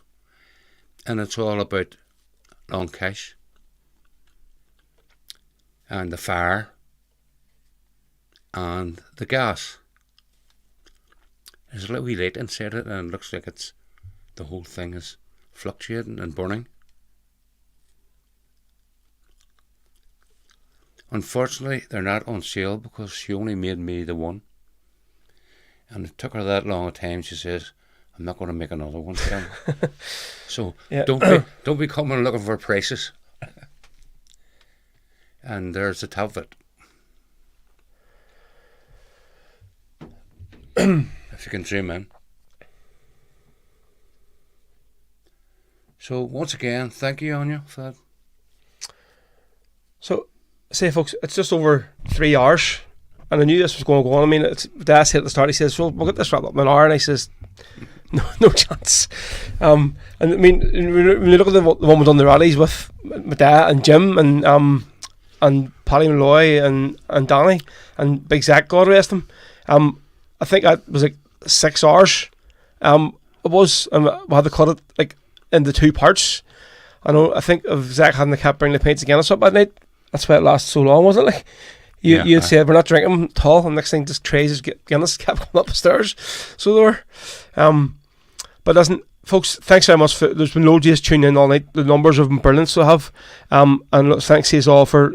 There's been comments all coming through. I haven't read any out because we want to sort of keep the conversation flowing. But I know Lally's have just been sitting and listening to the conversation. I say for me, this has just been fantastic. Like obviously, this will be on YouTube forever now. So it'll obviously on my channel. And I mean, it's a great reference for anybody to go on. Obviously, for my own kids when they grow up, I can get them to watch it. And for anybody else that wants to sort of know exactly what happened in Long Kesh and the burning, and obviously my dad's whole story leading up to being arrested. It's there now. It's documented. So it is. So again, thanks to you all, folks, for staying. I mean, this is past my bedtime. I'm normally in bed because I'm up in the morning at 5 o'clock. So So just my dad. Thank you. It was brilliant. Right. So thanks everybody for watching. So so we're just going to put the this on the screen here now. We're going to play the song, the Paddy Nixon song, written by Sean McCafferty. So this is a tune that's called "Remember Their Names," and it was just recently released, especially for the 50th anniversary of the burn of Long Kesh. So we'll just put the graphic back up that we had at the start. Just outlining, obviously the more or less the day after a picture of a lot of the burning cages, the burning cages and the aftermath. So folks, myself and Marty will be back this Wednesday, so not tomorrow night, next night with episode 23 of our podcast, Rebel FM, and we'll be back on the screen again. So looking forward to be back up again with Marty for our new show. So again, folks, thanks very much to all you for joining in. Say over 3 hours, but say it's there now, so it'll be on YouTube as soon as this is finished. So copy and paste the link to it, send it around to any of your friends or family if you think it'll be a good watch. Say, but this will be here for good now forever. So obviously when my dad's long gone and I'm long gone, this will be like on YouTube for people for years to come to go and watch. So folks, thank you very much for tuning in. Cheers. Turn the volume down after the first song, so I'll just bring it back to the start. There we go.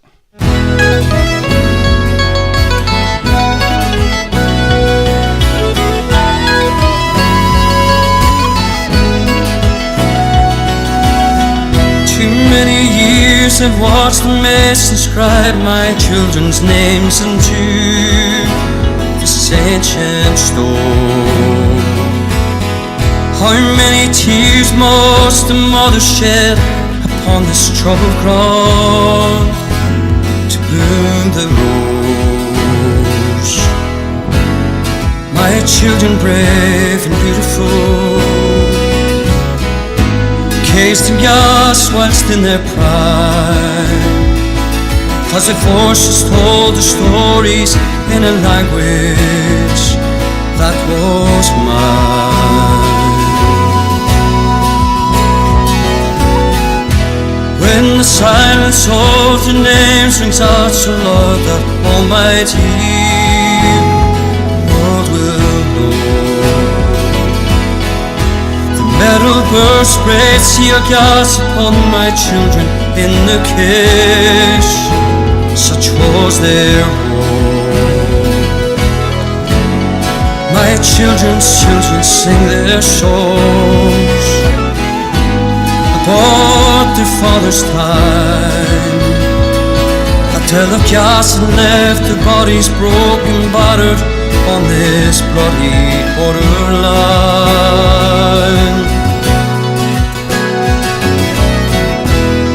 Remember their names, their blood's in your veins. From the ashes of the burning they will rise again.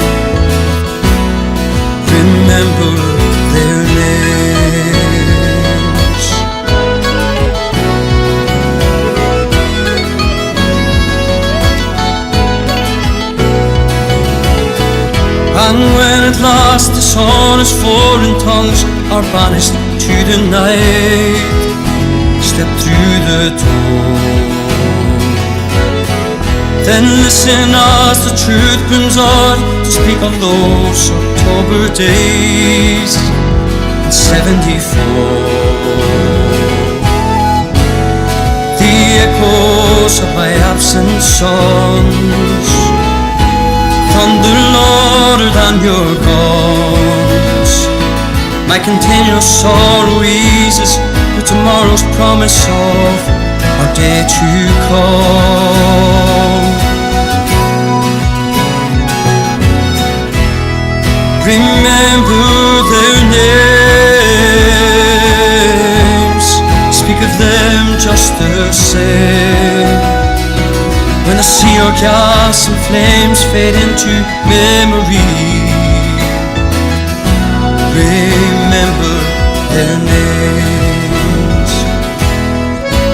Though the hidden truth keeps our hearts in mourning, my children raise their banners high. They will overcome the lies from the burning.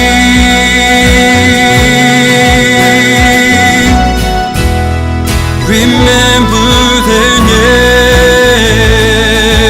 names, their blood's in your veins. From the sea our gas and flames, the stories rise again.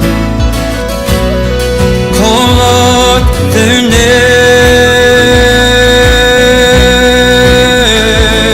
names, speak of them just the same. For the sea our gas is cleared and they can breathe again. Remember their names.